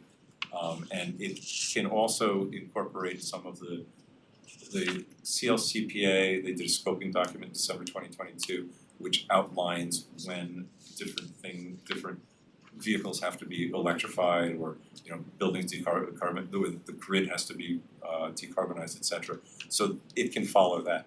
But what has been done is the transition so far to reduce it, transitioning streetlights. Here it says upgrading 57% of the lighting fixtures in town-owned buildings. It's well beyond that at this point. Adding electric vehicle and a hybrid, converting community center to natural gas, and the solar wall, which is for heating, not for solar, not photovoltaic. It's just for heating the treatment plant. So the recommendations going forward is what you would expect is more rooftop solar canopies where we can, geothermal, heating and cooling, and it should also include air source here, not just geothermal. And air source has been, you know, Bobo's, the train station, an air source heat pump was put in there as a replacement for, I don't know if it's fuel oil or natural gas, because it wasn't part of this study. Transitioning the fleet to EVs and electric landscaping equipment, decreased solid waste generation, and greener procurement policies. So we have to check back from time to time and see how we're doing. So this inventory needs to be reported. It says in here every year, it is doable every year, but it would have to be done by like an intern or somebody like that. I mean, you can go every few years. I'd say for the scope 3 emissions, I said in here that says every 5 years, I think is adequate. So Ken, I have just an overall question. Yep. And I'm curious as to how you think we can manage these different variables. So I mean, the presumption of course is that we wanna reduce these greenhouse gas emissions, and the lower we go, the better we've done. But there are so many other factors to account for here in terms of interests that the town has. So just one small example would be the use of Trap Pack. We wanna increase that use as our community theater. So if we do that, then naturally, you know, the power usage would increase. And so whatever improvements we might make in greenhouse gas reductions would be sort of obviated by whatever progress we made in increasing the use of Trap Pack. So that's just one example. Well, Chat There are a Pack lot has- of, you Chat know, Pack has- I was gonna say there's two parts to Chat Pack, there's Chat Pack, there's the energy usage, but there's also the demand metering part of it, which I'm not gonna get into the details of it, but about 60% of the average month's bill is demand usage. So you can, so just supplying the energy doesn't solve the whole problem. So there's a study going on now about using, it's called peak shaving, by using battery storage, so that you can store the energy, and then when you have peak loads, which I don't know when they are, I'd love to see the data, I'd like to be involved in the analysis. But I imagine that the peak is when there's performances in the evening, because you don't have any solar, you don't have anything, you wouldn't have any solar that's supplying it, and you have high demand usage. And so I think that's where they are, but I don't know that for sure. So, but energy management systems can be designed to store the energy when necessary and anticipate these events coming up. Surprise event like last night where you had to move it to the Chat Pack, maybe not, but for a lot of them it certainly can. Another example, let me finish this, Holly. So another example, for instance, would be the facility we're building in Amsterdam. So that's, you know, growth and development.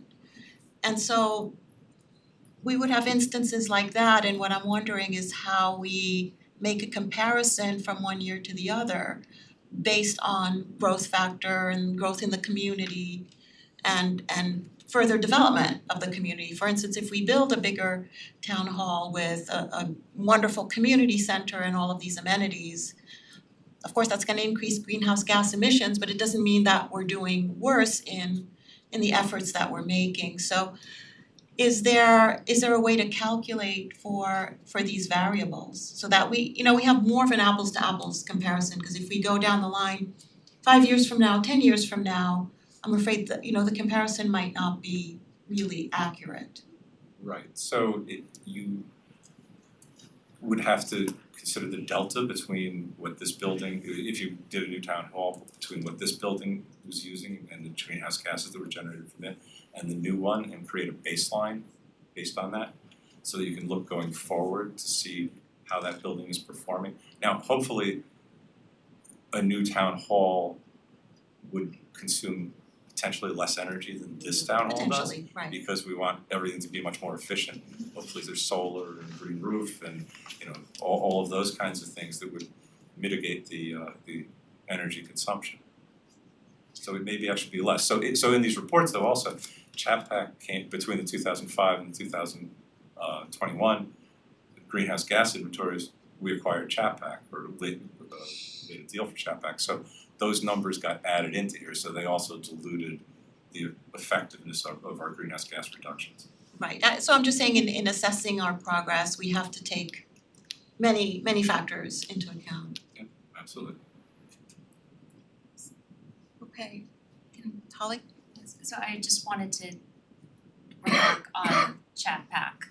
It feels like that's one to explore quite a bit, given that for its utilization relative to say the town hall, it's generating an awful lot of greenhouse gases. So I feel like then there may be some low hanging fruit that we can explore at Chapac. Well, there's already been quite a bit done on Chapac, right? There was a new roof, during the new roof, there was at least some insulation added to the roof, I know, not as much as you would want it. Right. Go ahead. No. That's my understanding, so that they could put solar on the roof. There may be some other envelope and insulation that can be done, there was an energy study back in 2022, I haven't really completely digested that, or if that is sufficient. I know, Jill, right, you wanted to do another one. Last September, you tried to get funding for an additional study. Just because we think it's got real potential for installation of solar and maybe even battery storage to be more efficient in our uses of the electricity that we'll be generating, so that it coincides with our demands, which we expect to be in the evening when solar isn't being generated. So we're in the midst of it. Sabrina's been spearheading it. We've been working with Leo Wegman from Sustainable Westchester. Kent has been invaluable in those communications. So we're on it. We're hoping by the end of the year that we'll have some real progress. Yeah, it sounds like Chapac is a good place to focus. The other question I had for you was, when I know we started with phase one, which was the governmental inventory, and you said part two would be a community. What's encompassed in the community, and because coming down to it, would that include the school district, which is probably a very large generator of greenhouse gases within our Newcastle environment? Right, so it would include the school district. It's all buildings within the town borders. And I'm getting a little geeky or whatever, but it's a great, compared to the last community greenhouse gas inventory we had, which was done by an organization, Mid-Hudson organization. But they had to kind of guess on a lot of things. We now have all of the data from the utilities. So we have electric data, we have natural gas data. The fuel oil suppliers are required to submit their data. So we have a lot of precise information that we never used to. There's still a lot of things that have to be guessed at, but we do have more accurate numbers that are gonna be coming out of this inventory. But so and just as a matter of scale, the community greenhouse gas inventory dwarfs the town town is a little less than 3,000. The 2010 community was over 300,000 metric tons. So it's Not far surprised. different. And so what we're also trying to the SAB is trying to start we filed for a clean energy and cooling and heating campaign. We're gonna try and get residents to adopt air source heat pumps and geothermal. And my understanding is there's a solarized campaign that Sustainable Westchester could be running county-wide coming down this summer. So incorporating those would be energy smart homes, because those are all aspects of decarbonizing homes and electrifying. Thank you. Any other questions for Kent? Okay, thank you for all this work, Thank you. Kent, we really appreciate it, and thank you for waiting. Yep, my pleasure. And keeping you here. Okay. Much appreciated. Okay, dinner time. Have a good night, okay. Thanks, Jordan. So now we're going to turn to to, let me get my agenda.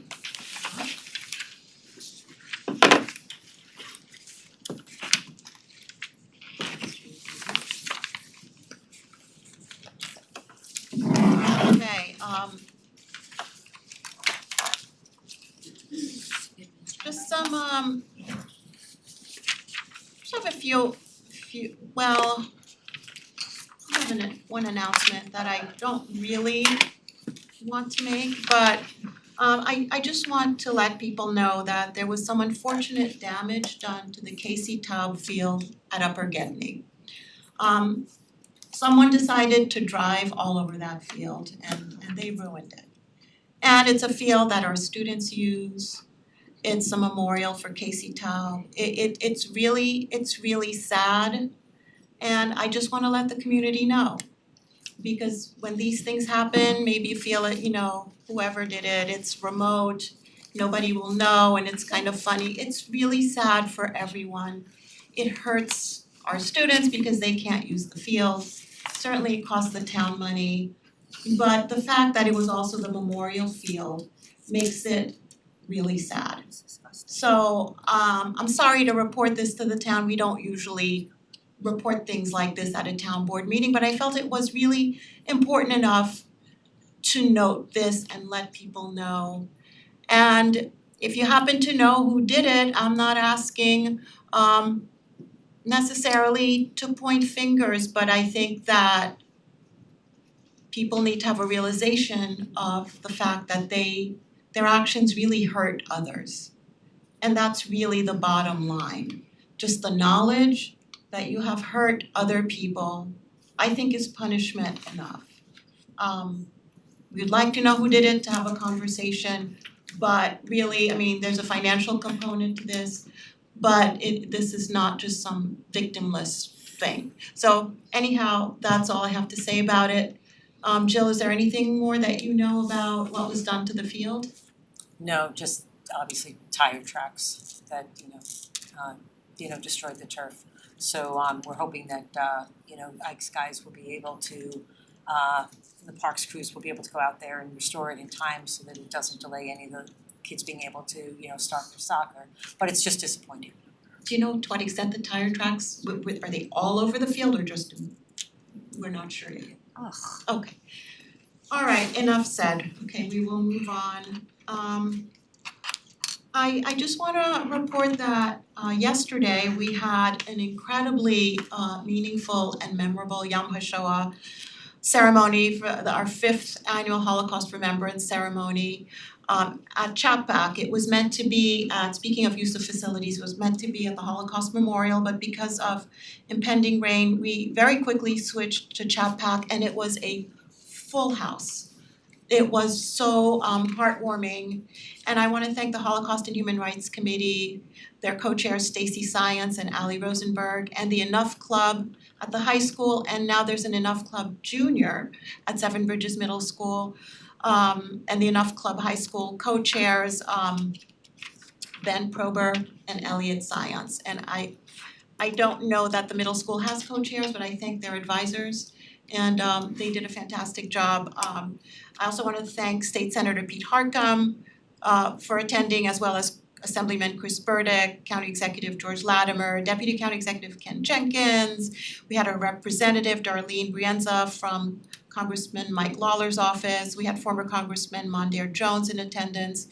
And the guest speaker was a Holocaust survivor, Rabbinic Pastor Eliza Erber, who gave her an incredibly moving story. And it was noted that our children are the last generation to hear from survivors, so it's particularly important.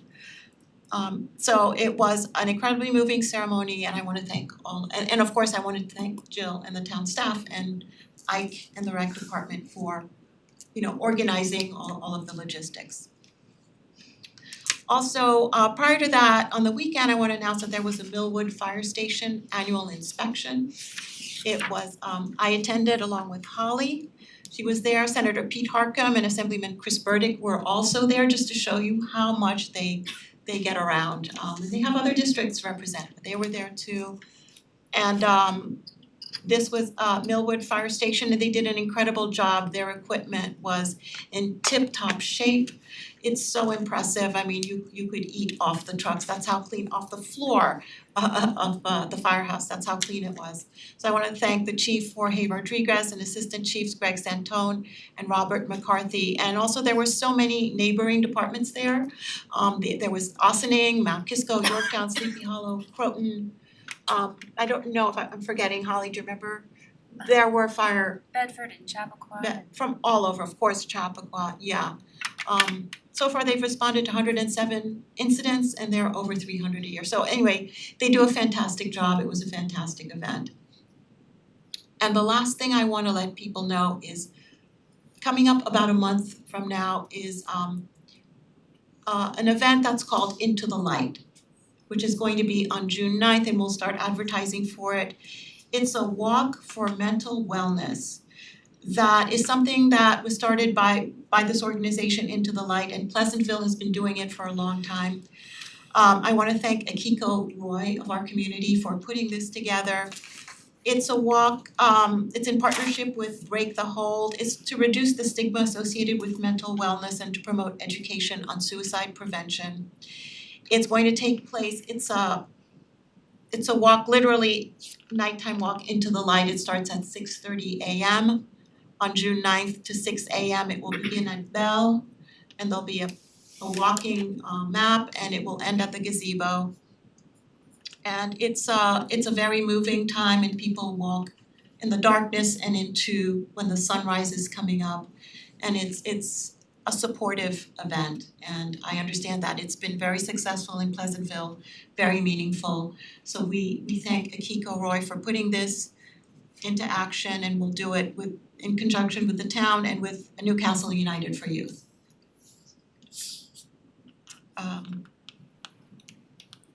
Okay, that's it for announcements. Jill, do you have the supervisor's report?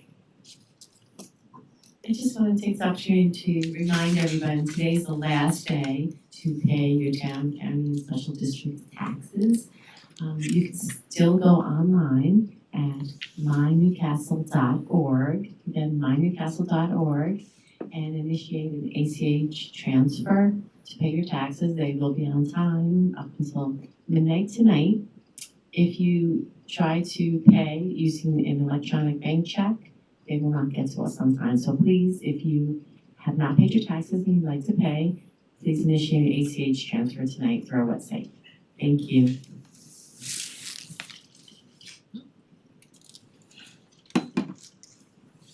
Okay, is that it? Oh, one more plug, and I talked about this during the work session, but once again, it can't be said too often, but we have our Envision Newcastle envisioning sessions for town-owned lands, 23 acres surrounding the train station.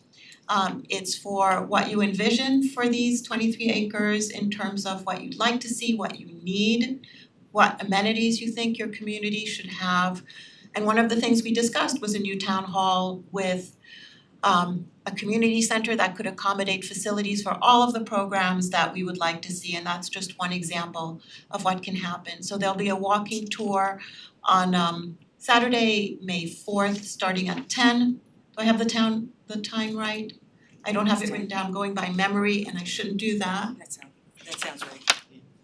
There will be a walking tour starting on May 4th at the train station at I'm staring at it all day, you think it is. 10 o'clock. Also, there's a dedicated website where you can take a walking tour online, or you can go online and go in person on your own and take a walking tour with instructions online. Also, there will be envisioning sessions at Bell Middle School on Monday, May 6th. These will be, Jill, can you give me the time for those? 6 to 9. 6 to 9. And then Wednesday, Oh, May I'm sorry. I'm sorry. On the 6th, it's 7 to 9, forgive me. Yeah, 6 to 9 is a long. And again, on the 15th. Same time, 7 to 9, and on Wednesday, the 15th, Again, 7 to 9. same time from 7 to 9.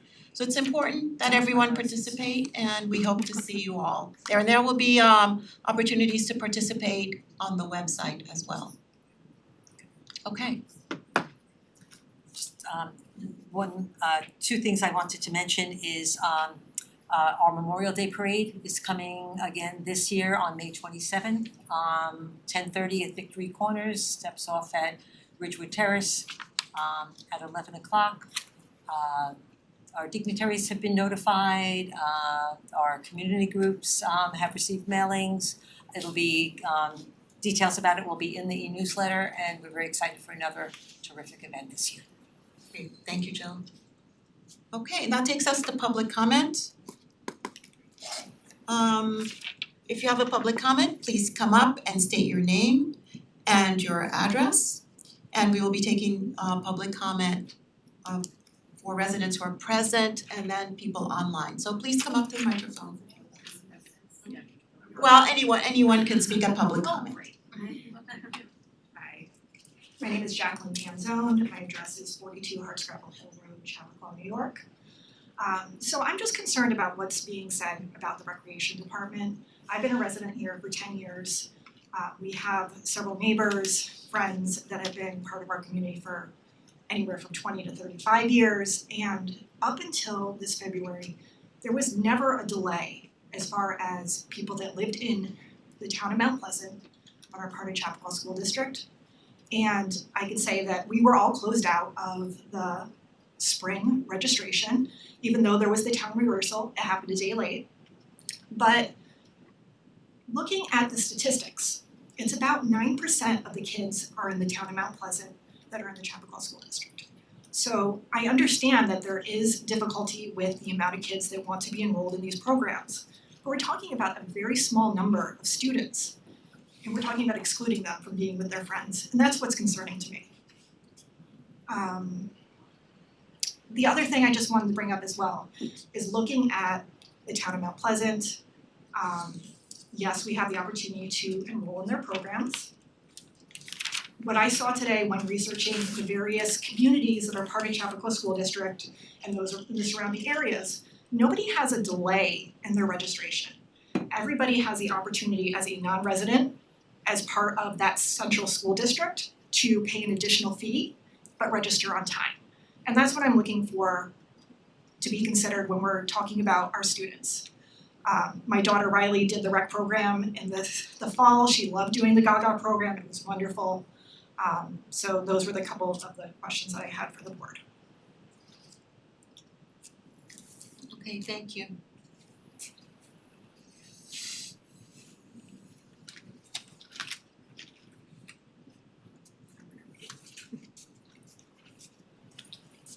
Hi, Becca Mackover, 3 Woodbridge Court in Chappaqua, New York.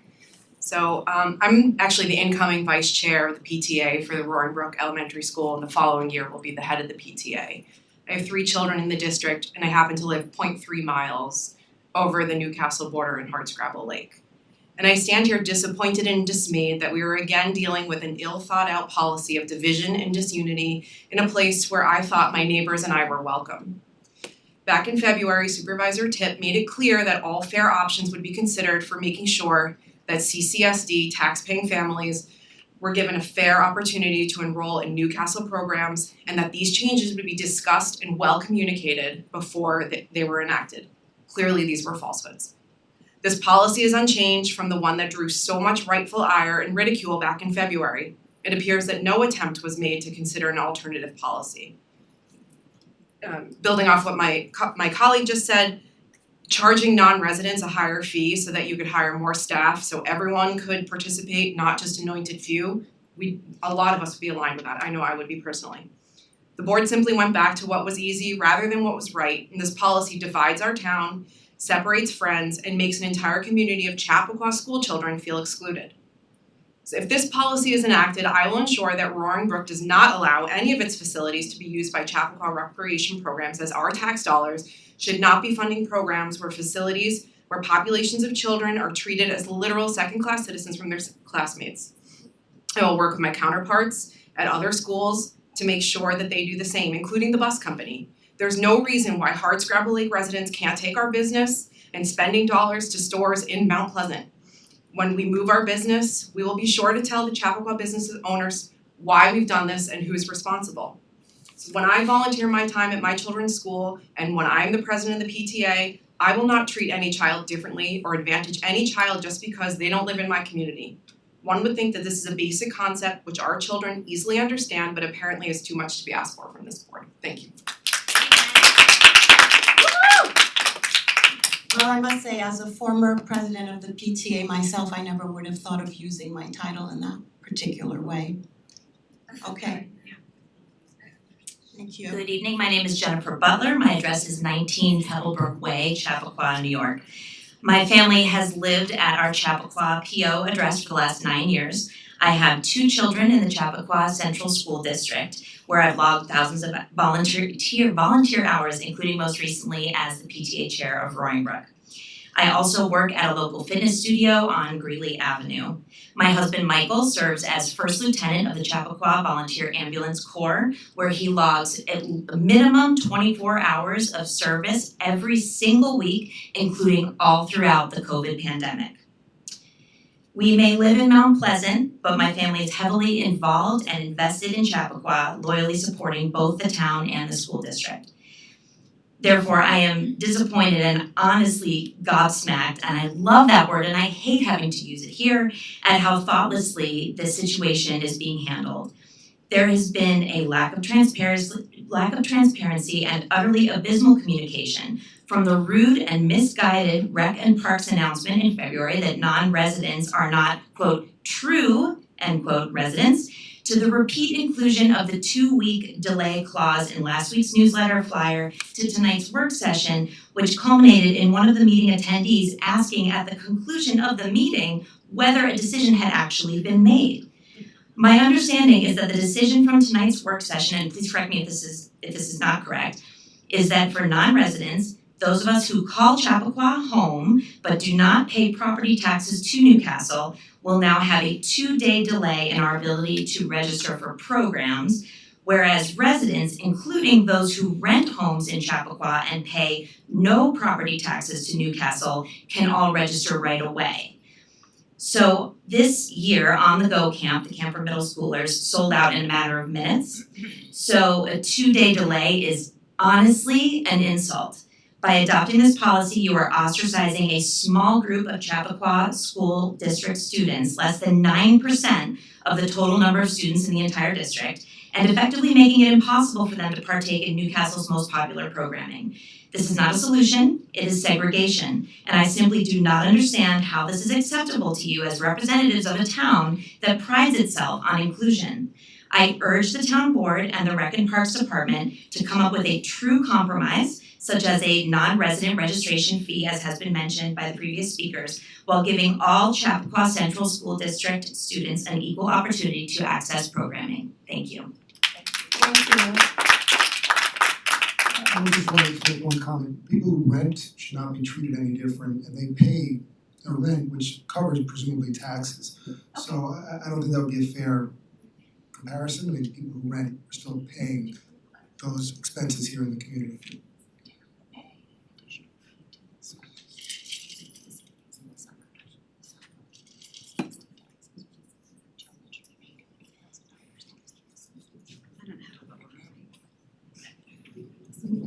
You can take it out of there if you want to.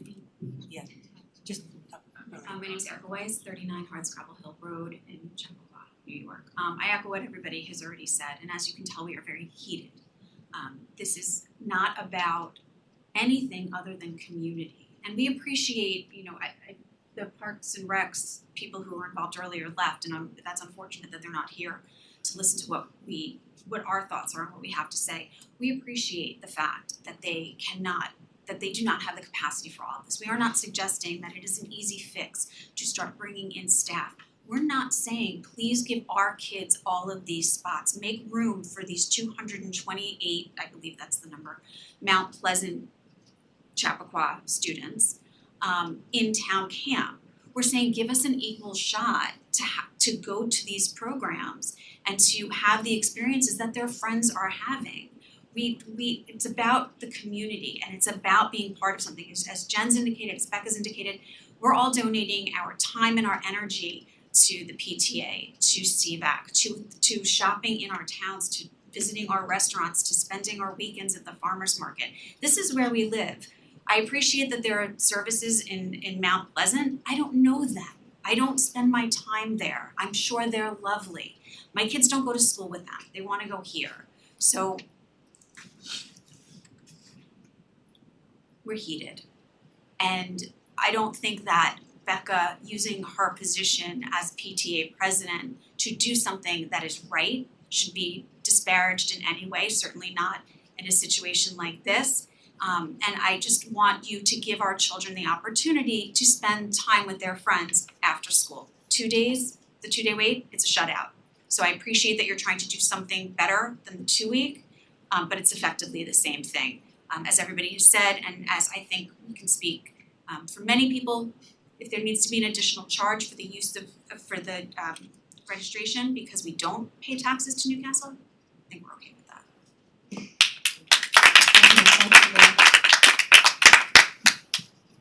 Anyone else?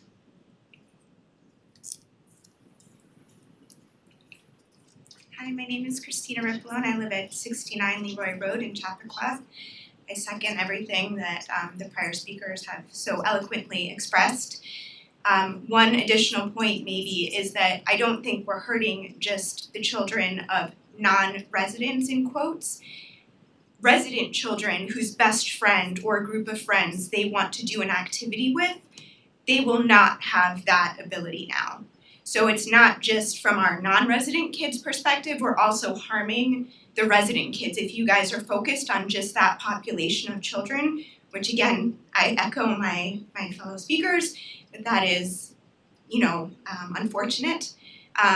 It doesn't just impact them, it impacts resident children as well who won't be able to attend these programs with their friends. Thank you. Thank you.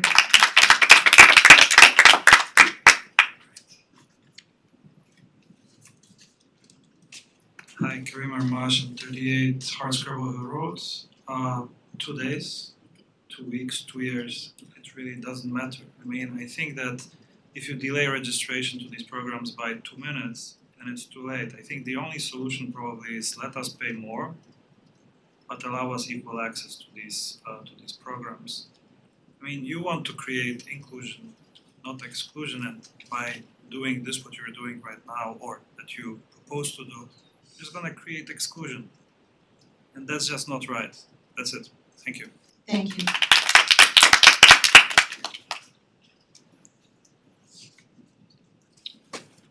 Mary Alice Fahey, 25 Hardscrabble Hill Road. I don't really have anything new to add. I just wanted to reiterate what my neighbors have so eloquently stated.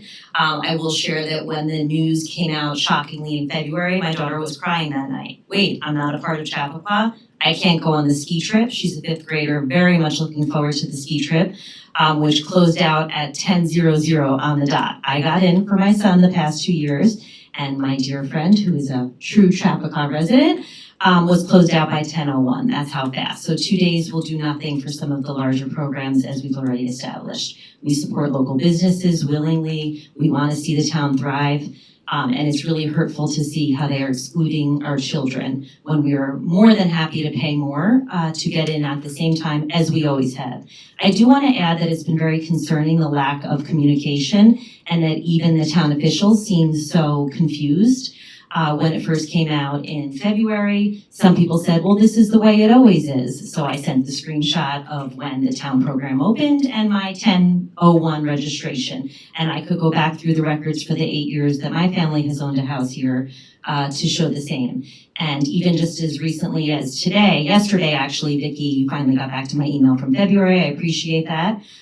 Saying that you Excuse me, I did answer that question. We got multiple emails. And I answered that question in newsletters and on Facebook. And, I'm sorry if we got 30, 40, 50 letters that I didn't answer yours in particular, but you knew the answer at the time. Well, the answer Isn't that was right? that you were reverting back to the previous The policy. answer was that we were keeping the status quo so that people wouldn't be inconvenienced this summer.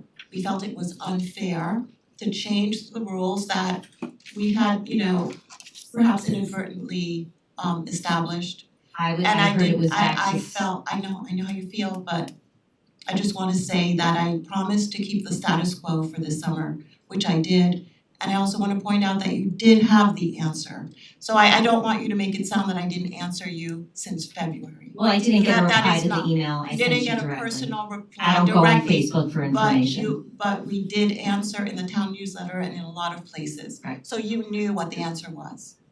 Right, Did but you not not? from the source, I'm just saying that when I got the reply to your email yesterday, there still seems to be confusion. Again, as someone had already stated, when the meeting ended earlier this evening, someone that was sitting at your table said, wait, so what's the conclusion?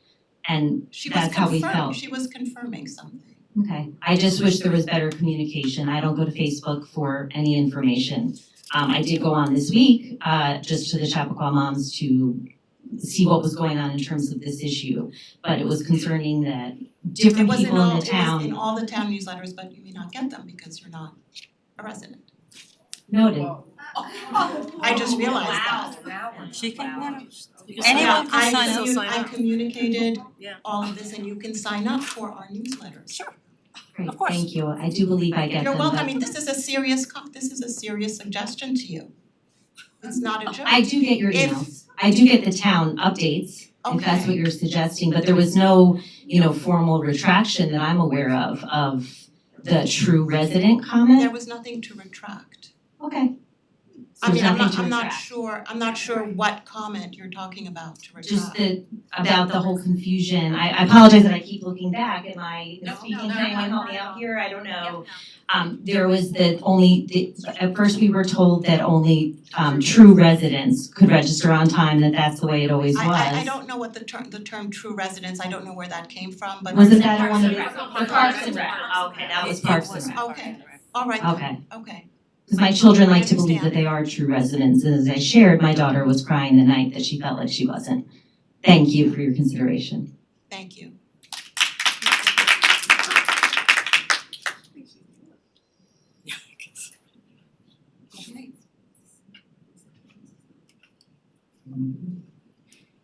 Hi, Amanda Lewis, 44 Hardscrabble Hill Road.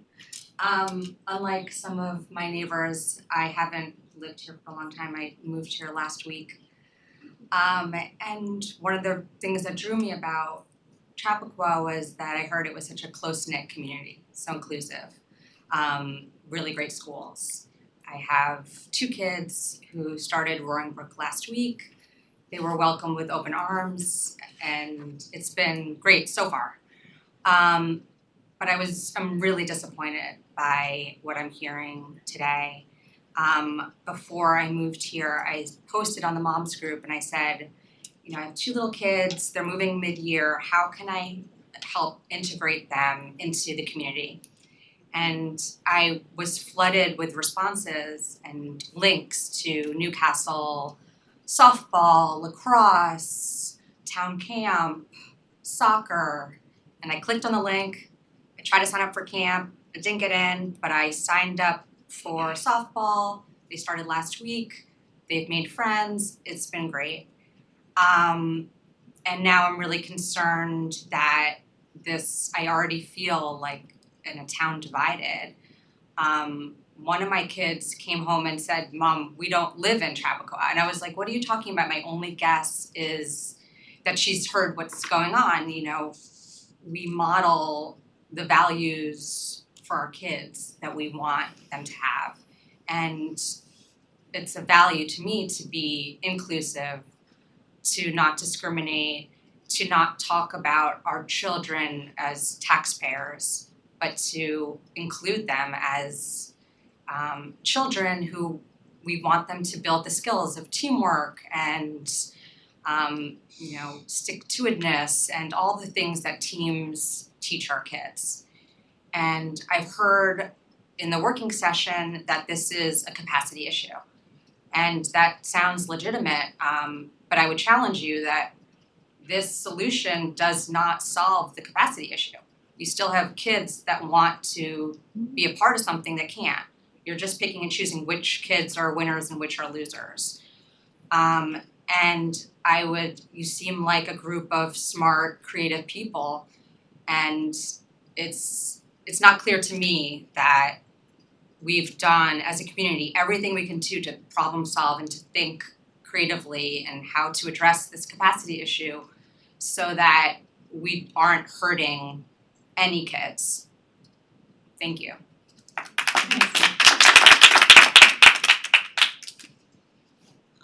Anyone else? Hi, my name is Komal Malik. I'm at 33 Hardscrabble Hill Road, and obviously I agree with all my neighbors here. And I just wanted to come up and say, I said, my kids, actually my husband has lived in Mount Pleasant for almost 49 years, I would say. Went to Roaring Brook, went to Greeley, went to Bell, and my mother-in-law was shocked because she's like, I've been registering my kids since they were in preschool. So she was shocked when we showed her the email back in February. So this seems kind of strange. This is happening after 40, almost 50 years probably. I'm aging my husband right now. The other thing is, I have to say I'm kind of disappointed because whenever the town needs help, I get letters for, Jill reached out to me last week. My Girl Scouts are the ones who are all who are actually all Mount Pleasant girls speaking at the parade. So whenever there's something is needed from us, we're asked to help. But then when our kids want to be included with someone, it feels like they're being segregated and not being allowed to do it. So please take that into consideration. Anyone else? Registration at 10 o'clock in the morning. What time does registration start? Anyone else in the audience for public comment? Maybe 10, I don't know. Virtual, I don't know if you can hear me. Oh, sorry, you can go ahead. Just a minute, we'll get to online comments in a minute. Okay. Hi, I'm Lana Turpinian. I've been a Mount Pleasant, living in Hardscrabble Hill Road for 8 years. Both of my daughters are in Newcastle softball, grew up going to Newcastle softball. One is in varsity now, and I think back to what if they weren't allowed to be a part of that softball team, and would they be in the varsity team right now? Such an important part of their lives, and it makes me sad that now our, the future kids are not getting the same opportunity.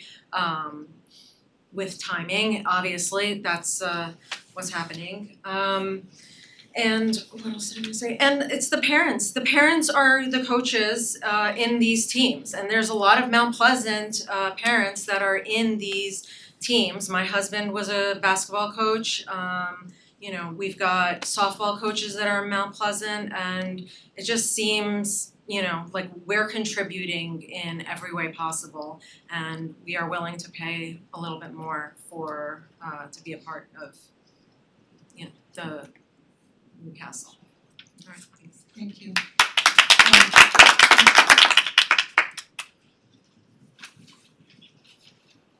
My name is Jaya Gursahani. I'm at 765 Hardscrabble Road. I've lived in Chappaqua for about 4 years now, and I'm an active volunteer for the Chappaqua PTA. I run the Science Olympiad program at Bell.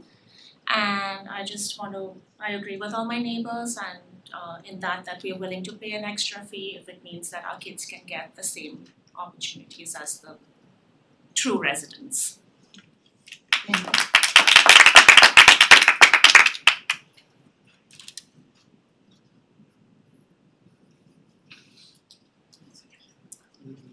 Good evening, my name is Beata Havansky and I also live on Hardscrabble Hill Road. I live at 30 Hardscrabble Hill Road. I agree with everything else that everyone said. I don't have anything else to add besides the fact that we all contribute to this community. I'm also co-leader of Girl Scouts, and I have two daughters that have been not excluded up to this point, but I'm really saddened for the neighbors that are moving in and the younger kids that are going to be excluded if this rule goes into effect.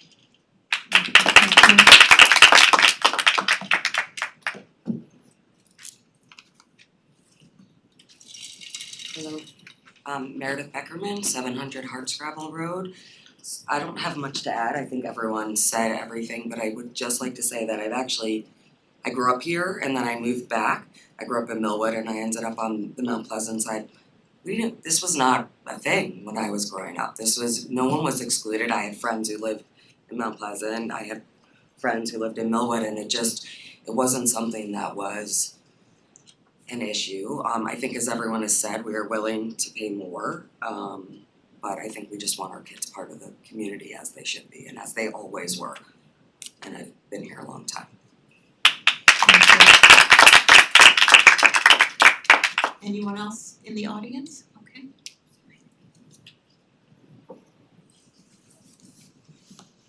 Hi, my name is Sanjana Parekh and I live at 2 Pebblebrook Way, Chappaqua, New York, and I moved here about 3 years ago. I have a son who's about to go into middle school and my daughter is in elementary school.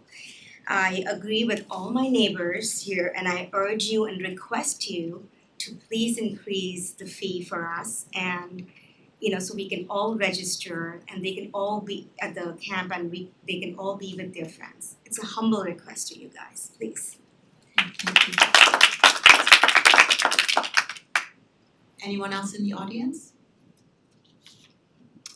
Okay, we'll take comments online. Can we get comments on this issue? I just wanna acknowledge Lisa. I know you've been online for a while. And I hope you can wait until we just finish with this one issue because I know what you wanna talk about. Yeah, you absolutely should take everybody else first. I can wait. Thank you, I appreciate that. Anybody else online on this particular issue? We have Victoria Serrano. Yes. Yes, please unmute yourself. Are you here to talk about Yes. this issue? Okay, go ahead. Yes. I'm Victoria Serrano, at 11 Hardscrabble Hill Road. I just am concerned that it seems like this was brought up at today's meeting without the board really researching all of the different options, researching and seeing what goes on in the other towns around us.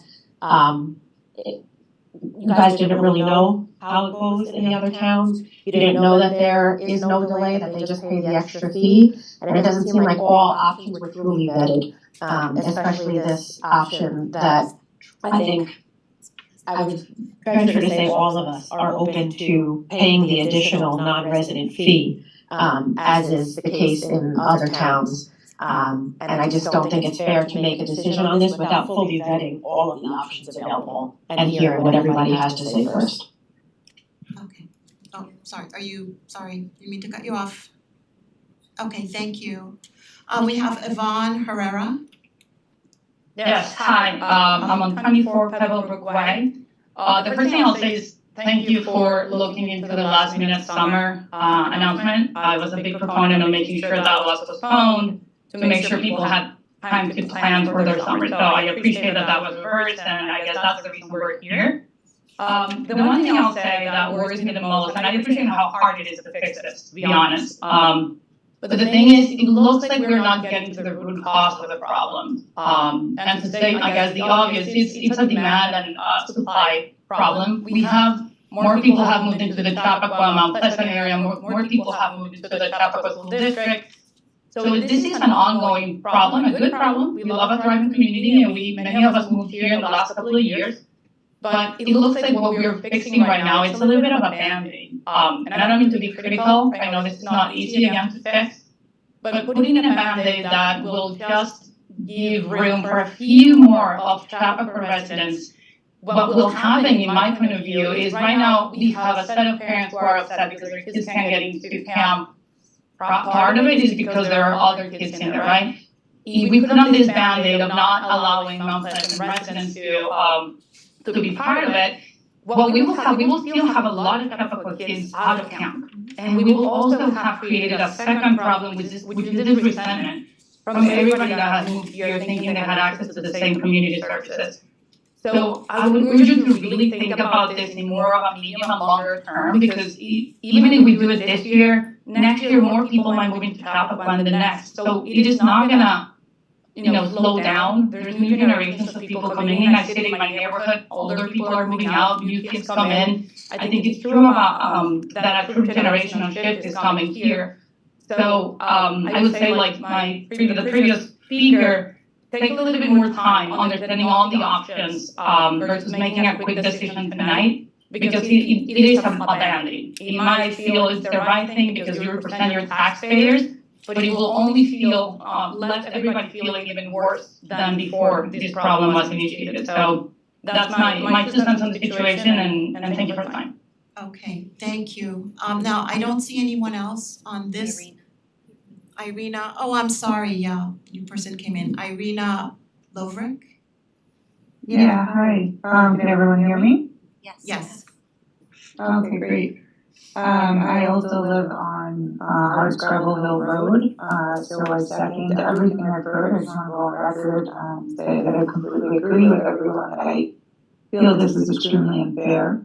But maybe to the heart of the problem, I feel like it's actually very discriminatory. I understand residents versus non-residents and paying taxes, very valid things that were discussed prior to this meeting. However, I don't know why this all of a sudden came about, and I understand that it was maybe someone had mentioned something during the parking thing. But to just put something out there like this, I mean, we all have, most of us have corporate jobs, and I mean, this just would not fly. The communication was just so poor, and the discrimination is just so high.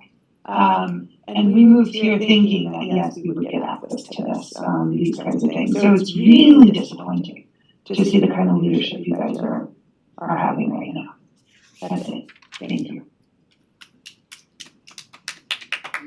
Okay, anyone else online?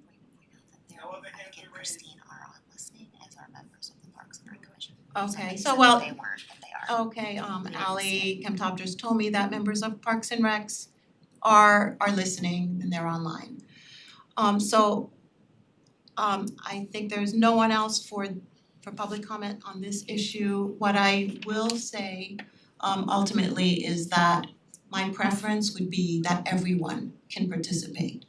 I must say I appreciate what everyone has come up here to say, especially the constructive comments. I don't appreciate getting threats. People are free to say anything they want to say, but threats of boycotting our businesses, it's not going to help. But I do appreciate really heartfelt comments about your children, and that is what concerned me the most, is the impact on the kids. I would like everybody to have access. Our problem is, and I know other towns don't restrict access, but they have facilities. Our problem is we don't have facilities. And we're left with a situation where people who are town residents are shut out. And they see that people who are non-residents, this is not discriminatory, we're just being factual, people who are non-residents are in the program. So we have a whole slew of people who are residents who complain to us as well. I would love to make everybody happy.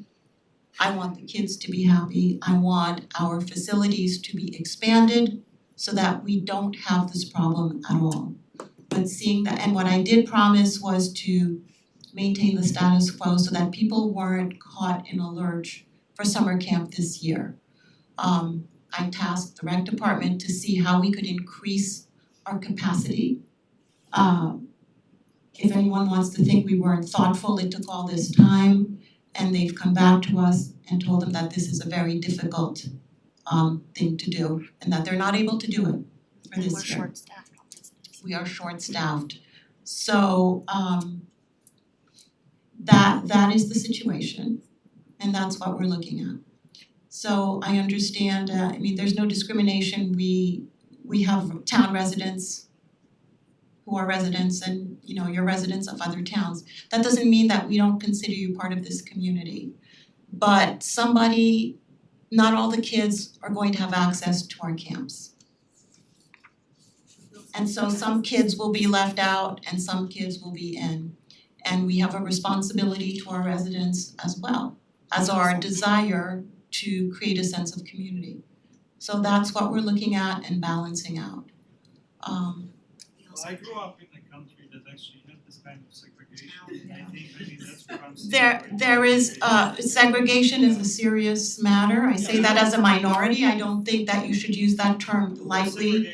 This country, this area is divided into towns and municipalities. That is a fact. I think we're getting a little carried away. I think we're getting a little carried away. This is not segregation. I mean, there's all kids in one way or another unfortunately left out. We've heard comparisons to renters to homeowners. There's working parents at 10 o'clock in the morning. My wife works and I work. You can't get on in time. So people have a parent who doesn't work can stay home and do that. It's not always. I'm making a general statement. I'm not saying you people. I'm taking a general statement. There's people who don't have a working parent. So there's a spouse that's home. So someone is losing out no matter what. Someone is losing out. We just can't handle it. So someone like my family had difficulties too. So this is not about renters or homeowners. It's not about sticking it to kids because you're going to now say the PTA will never let kids use the schools. That's on you. If you want to do that, that's your decision. But that's what you're doing. So you know we don't have the capacity. We don't have the staff. We'd like to do more. We have to find a way to figure it out to make it work as best we can. It's going to be an imperfect solution. And Always been like this. Why don't you think? Why did you just change it? People shouldn't be interrupting you, you didn't interrupt them. Can we just have a minute, everyone take it down a notch, please, because it's not helpful to have us arguing from the dais and people shouting, and that's not actually how this works. This isn't usually a Q&A, it's an opportunity for you to come up. We understand, this is really upsetting. Everybody sitting in this room wants all of our children, CCSD, Mount Pleasant, Ossining, to be part of these programs. Recently, with the influx of young families, our town camp specifically, because I don't really think this maybe ski trip and town camp, I don't know of others off the top of my head, are really at their max, they're at capacity. It's a facilities issue, it's a staffing issue, and it is, as many of you are here, there's also people on the other side of this issue who are Newcastle tax-paying residents whose children are now on a wait list, while other parents who aren't contributing to the maintenance of the facilities, to the salaries of our Parks and Rec staff that are not now shut out. I also want to just clarify one point. It's not free to the town to use Bell School for town camp. That's the CCSD charges the town of Newcastle, I think annually, a fee to use the fields, a fee to use Bell School for camp. That is a town that's a cost that taxpayers have to subsidize. Right, so today I told us it was $612 per day for 6 weeks, but that's just for camp, that's not for all the other things. So it's not like we get to use Bell School, 7B, Greeley for free. That's an additional cost and that's separate from CCSD school taxes. So I just wanted to clarify, and I'm sure everyone is upset, we completely understand. The intention isn't to segregate or to divide or to make some children feel less than. Frankly, it's like insulting. For those of you that don't know me, I have young kids. I take advantage of all the Parks and Recs program. I'm a volunteer too. I hear you, we all hear you, we're really upset about this. We're just trying to find a solution. We can't expand camp this summer. We wish we could. We can't. We're adopting a resolution tonight to apply for a grant that will put in bathrooms at Amsterdam Park. This is on our radar for next summer. We're looking at ways. We're not trying to be, we're not lacking in creativity. We are having these joint meetings. We are having these conversations. We are doing our best. Believe me when I tell you we are doing our best. And I just wanted you to know, all of you to know that. Okay. Now we are done with public comment at this point for this issue, and we're not gonna take any more public comment. Clarity, what is the policy now? I'm confused from earlier, can you just? If we have a policy, it will be announced. We're not announcing a policy on the fly during public comment period. Okay, so we are going to turn to other people, excuse me? Okay, all right. We'll Okay, we're not going to take any more comments from the audience in this particular way, you know. We're done with public comment on this particular issue. Thank you very much, everyone. Okay, Lisa, you can unmute yourself, and I think I know what you're going to talk about, and I'm gonna talk about how nice it is to participate in a town board meeting in pajamas. I love that. Rub it. Thank you. But Lisa, But no. we're going to talk about the Oh, anyway, Yeah, I so, shouldn't. since I think you all know that since serving as town supervisor, I accepted a position as the chief government affairs officer with the Combat Anti-Semitism movement. And as part of that job, I reach out to mayors and elected officials actually throughout North America to combat anti-Semitism. And one of the things that I know I've reached out to this town board about twice is adopting and proclaiming May 2024 as Jewish American Heritage Month in the town of Newcastle. And we do that much like we adopt a resolution declaring Pride Month or Black History Month. This is for Jewish American Heritage Month. And I just want to talk about that a little bit. This is not something that should be political. It's really meant to acknowledge the invaluable contributions of Jewish Americans to our nation. But it also serves as a powerful statement, especially in light of what's going on in our nation and globally, against hate and discrimination. And certainly adopting this, much like you would adopt maybe AAPI month, which is also in the month of May, you would clearly demonstrate your commitment to fostering inclusivity, celebrate diversity, and demand mutual respect for all of your residents. So I don't know if you've taken that up yet, but I did want to publicly put that forth, that it's something I really would like to see the town board adopt this year. Yeah, thank you, Lisa. I just wanted to tell you, perhaps coincidentally, that I have been thinking about all of the heritage months that we have on the calendar. And in fact, I was going to bring to this town board a suggestion at next week's work session to adopt a calendar of all the US federally recognized heritage months. And Jewish American Heritage Month is a part of that. And to start doing that starting next month, moving forward for all of them. So it's fortuitous that you should come on to talk about this, because we are going to be doing that on our own quite independently.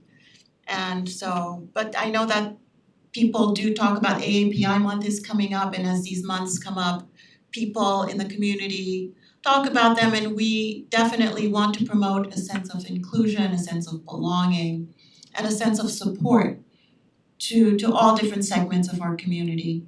And so that would definitely be a part of that. So I will be presenting this in concept next week, and next week's work session. So, but you just mentioned that you're gonna present it in concept as a global adopting all of the months, but are you planning to adopt Jewish American Heritage Month? So that would mean that moving forward, after we hopefully agree to that at the work session, that we would then adopt, start from then on to adopt heritage months, different heritage months. So next month is May. It would be May, so the following meeting after that would be May 14th, which is actually coincidentally a pretty meaningful date. Isn't that Independence? Israeli Independence Day. Yeah. So, I mean, that might be a very nice date to adopt that resolution, that proclamation. And I believe that a proclamation is a one-time thing. It's not every year, but every year we would recognize the Heritage Months, much the same way that we recognize Black American Heritage Months. And I think that the town board had recognized AAPI a while back. A couple years ago. I think I heard that We have. a former town board member had suggested that, and the town had. So it occurred to me that we had done that for two, and that we should do it for all of them. So the answer is yes, basically. Okay. It's a long-winded way of saying yes, but I just want to make sure that everyone knows that we would be doing it for all of the US federally, recognized heritage months. So we will be happy to do that, and I'm hoping that we can do that on the 14th. And I believe it's AAPI month as well, but we've already issued a proclamation for that. but we certainly would recognize the. No, I think when we issued a proclamation, it was for that year, it wasn't for May in general, so I think it does need to be redone every year. I see. Okay, we'll check on that, but yes, okay.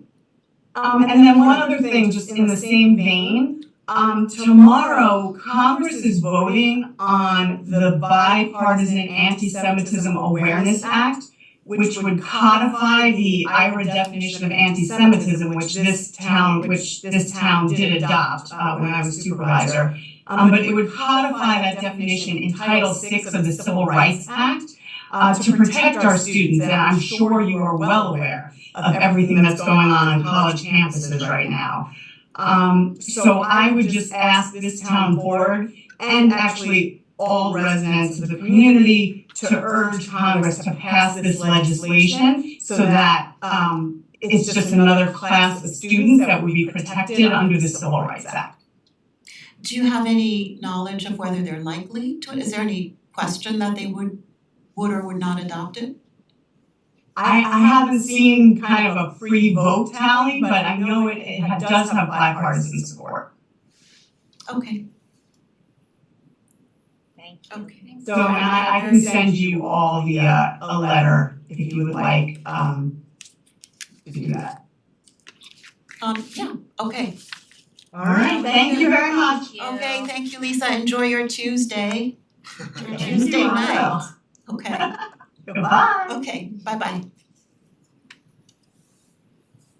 Okay, well, that will close off our public comment period. And now we'll move to our consent agenda. So I do apologize, but because we didn't go through the administrative items, I'm just gonna briefly just talk to the board about what these are so that you're Yes. aware of them. Thank you. Okay. Okay. Thank you, Annette, yeah. We've got adoption of the minutes and the monthly report. The next is a resolution in support of the CREST grant application for the Amsterdam Park septic field installation and athletic field restoration project. So the town staff has been working quite diligently to try to figure out a way to install real bathrooms at the Amsterdam Park.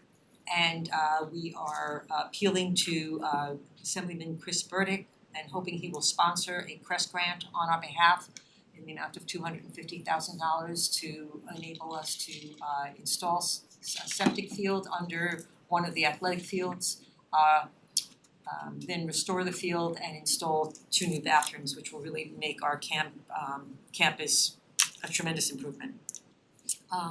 Next is the authorization to approve the letter of support for clean energies communities. This is the first thing that Ken Thomas spoke about when he came before the board tonight. The next is the authorization to obtain bids for the purchase and installation of highways materials for non-extended contract items. Just a variety of items that we weren't able to maintain the contract prices for more than a year. The next was an extension of water maintenance materials, specific items that we were able to have a 1-year extension on the pricing. Next is authorization for the annual ECI contractual increase for Veolia. This is sort of interesting because if we were just to stick with the ECI increase, we would have over a 4% increase. But because of the way we negotiated the contract, and thanks to Bart Carey, we are capped at 4%, so save the town some significant dollars there. Thanks, Bart. Next was an authorization to declare surplus vehicles and allow them to be auctioned. We're trying to auction off a 2001 tractor. Next is the this is the clean energies. It's the same thing. Next is authorization to adopt the greenhouse gas inventory report. That's the second document that Kent reviewed with you this evening. The next is authorization. Jill, I have a question Sure. about that and the letter because maybe I'm missing it, I'm not seeing it in the resolutions. It's on the consent agenda. Okay, I see it, not- I see it, thank you, I was looking at. Okay, I see it. Okay, got it? Yeah, I got it, Okay, thank you. terrific, thank you. Next is authorization to accept the donated vegetation removal services. Crow Hill Road, one of the residents owns Terrapin Tree Care and they'd like to take and just do some maintenance along the front of Crow Hill Road. We're very happy to accept it, we thank them very much. Next is authorization to approve the noise waiver for Into the Light Walk. This is the waiver for the event that Vicky spoke about earlier this evening. It's on June 9th. It's a Sunday morning. The walk starts at 4:30 a.m. 4:30 in the morning, and they are planning on having everyone gather at the gazebo at about 6 in the morning, and they'd like to be able to use light amplification so everybody can hear what the speakers are saying. But needless to say, it's earlier than our noise ordinance allows, so they're asking for a waiver. You guys okay with that? What time? 6 o'clock. 6 a.m.? It's not gonna be more than a half an hour, it's gonna be it should be over by 7 in the morning. But I understand they're not using the town amplification They're using like a system. They're little using a karaoke machine, Okay. just so people can hear. At They the beginning or unfortunately the they were end? supposed to, At the end. they were supposed to go to At the 7 a.m.? Closer to 7 a.m.? It's close to Close to 6 a.m. Let's see how this goes. I understood what she was saying, yeah. We'll ask them to whisper, okay? You know what, if it turns out that it's way too loud, we won't allow it next year, Okay. okay? So Just we'll close our try it, windows. we'll ask them.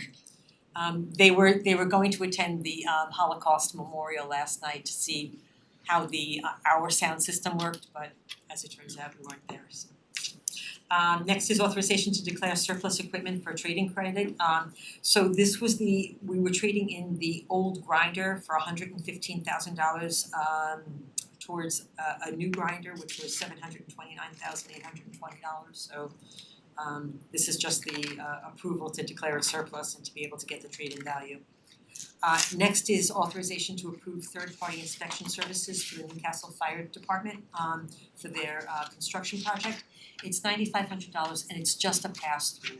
We were just trying to figure out the best way for us to be able to pay this third-party bill.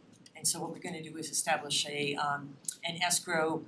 The fire department is gonna pay into it. The third-party inspectors will give us a bill for exactly that amount of money, and it'll just pass right through. We'll pay the bill, nothing left over. Next is authorization to approve the parking software, Pango, that we had spoken about earlier. We'll be getting a new parking permit system. We're very excited about it. We think our residents are gonna be thrilled with the ease that they can take and renew. Next is authorization to approve management training. This is for department heads, and we've extended it also to our foremen. So it's a $10,000 fee, so it's a little bit more than our original approval was, which was $7,500. Next is authorization, final acceptance for the payment of Barrett Roofs for the DPW roof replacement project at the Millwood Water Treatment Plant. The final payment is $92,722.21, and it includes the retainage, so it's the final payment and retainage. We're allowing the Girl Scouts to be at our Chappaqua train station to sell Girl Scout cookies. Last but not least, so it's on the dates of May 6th, 8th, 13th, and 16th, those are 5th graders. And last but not least, we're asking the board for authorization to settle a claim regarding damage to private property for the amount not to exceed $3,500. Okay, thank you, Jill. Let's see. All right, so we'll move to our resolutions. Okay, Holly, do you wanna get us started? I move to adopt the items 1 through 19 as listed on the consent agenda. Is that right, Jill? Yes. Second. All in favor? Aye. Aye. I move to retroactively approve the payment of claims in the amount of $1,392,060.69 listed on the summary, AP check register and detailed voucher detail reports dated April 17th, 2024. Check were printed and distributed to each claimant listed on Wednesday, April 17th, 2024. Second. All in favor? Aye. Ally, go ahead. I move to retroactively approve the payment of claims in the amount of $4,054.354. I know, it's late. Listed on the summary AP check register and detail voucher detail reports dated April 25th, 2024. Checks were printed and distributed to each claimant listed on Thursday, April 25th, 2024. Thanks for bearing with me, everyone. All in favor? Aye. I move to accept the retirement of Christopher Murray from the position of motor equipment operator within the Department of Public Works effective May 31st, 2024. The town would like to thank Chris for his 24 years of dedicated service. Enjoy your retirement. Second. All in favor? Aye. I move to authorize the posting and hiring for the position of motor equipment operator in the Department of Public Works Highway Unit at an annual salary ranging from $61,220.76 to $83,830.58 thrown out to quickly people. Second. All in favor? Aye. Move to authorize the hiring of Matthew Colmenares, position of summer labor with the Department of Public Works Water Unit at an hourly rate of $20 per hour effective May 6, 2024. Second. All in favor? Aye. One more. I move to authorize the hiring of Desabre Ohen McPhee Dejan, the position of student intern with the engineering department for a period of 6 weeks for a total amount of $2,000 effective May 15, 2024. Second. All in favor? Aye. Jen. I move to adopt the Town of Newcastle Child Abuse Prevention Policy As amended. as amended. Second. All in favor? Aye. I move to adopt a local law to amend provisions of Chapter 108A, Stormwater Management and Erosion and Sediment Control. Second. All in favor? Aye. I move to adjourn. All in favor? Second. Sorry, you need a second? Second. Holly seconded. All in favor? Aye. We are hereby adjourned. Thank you and good night.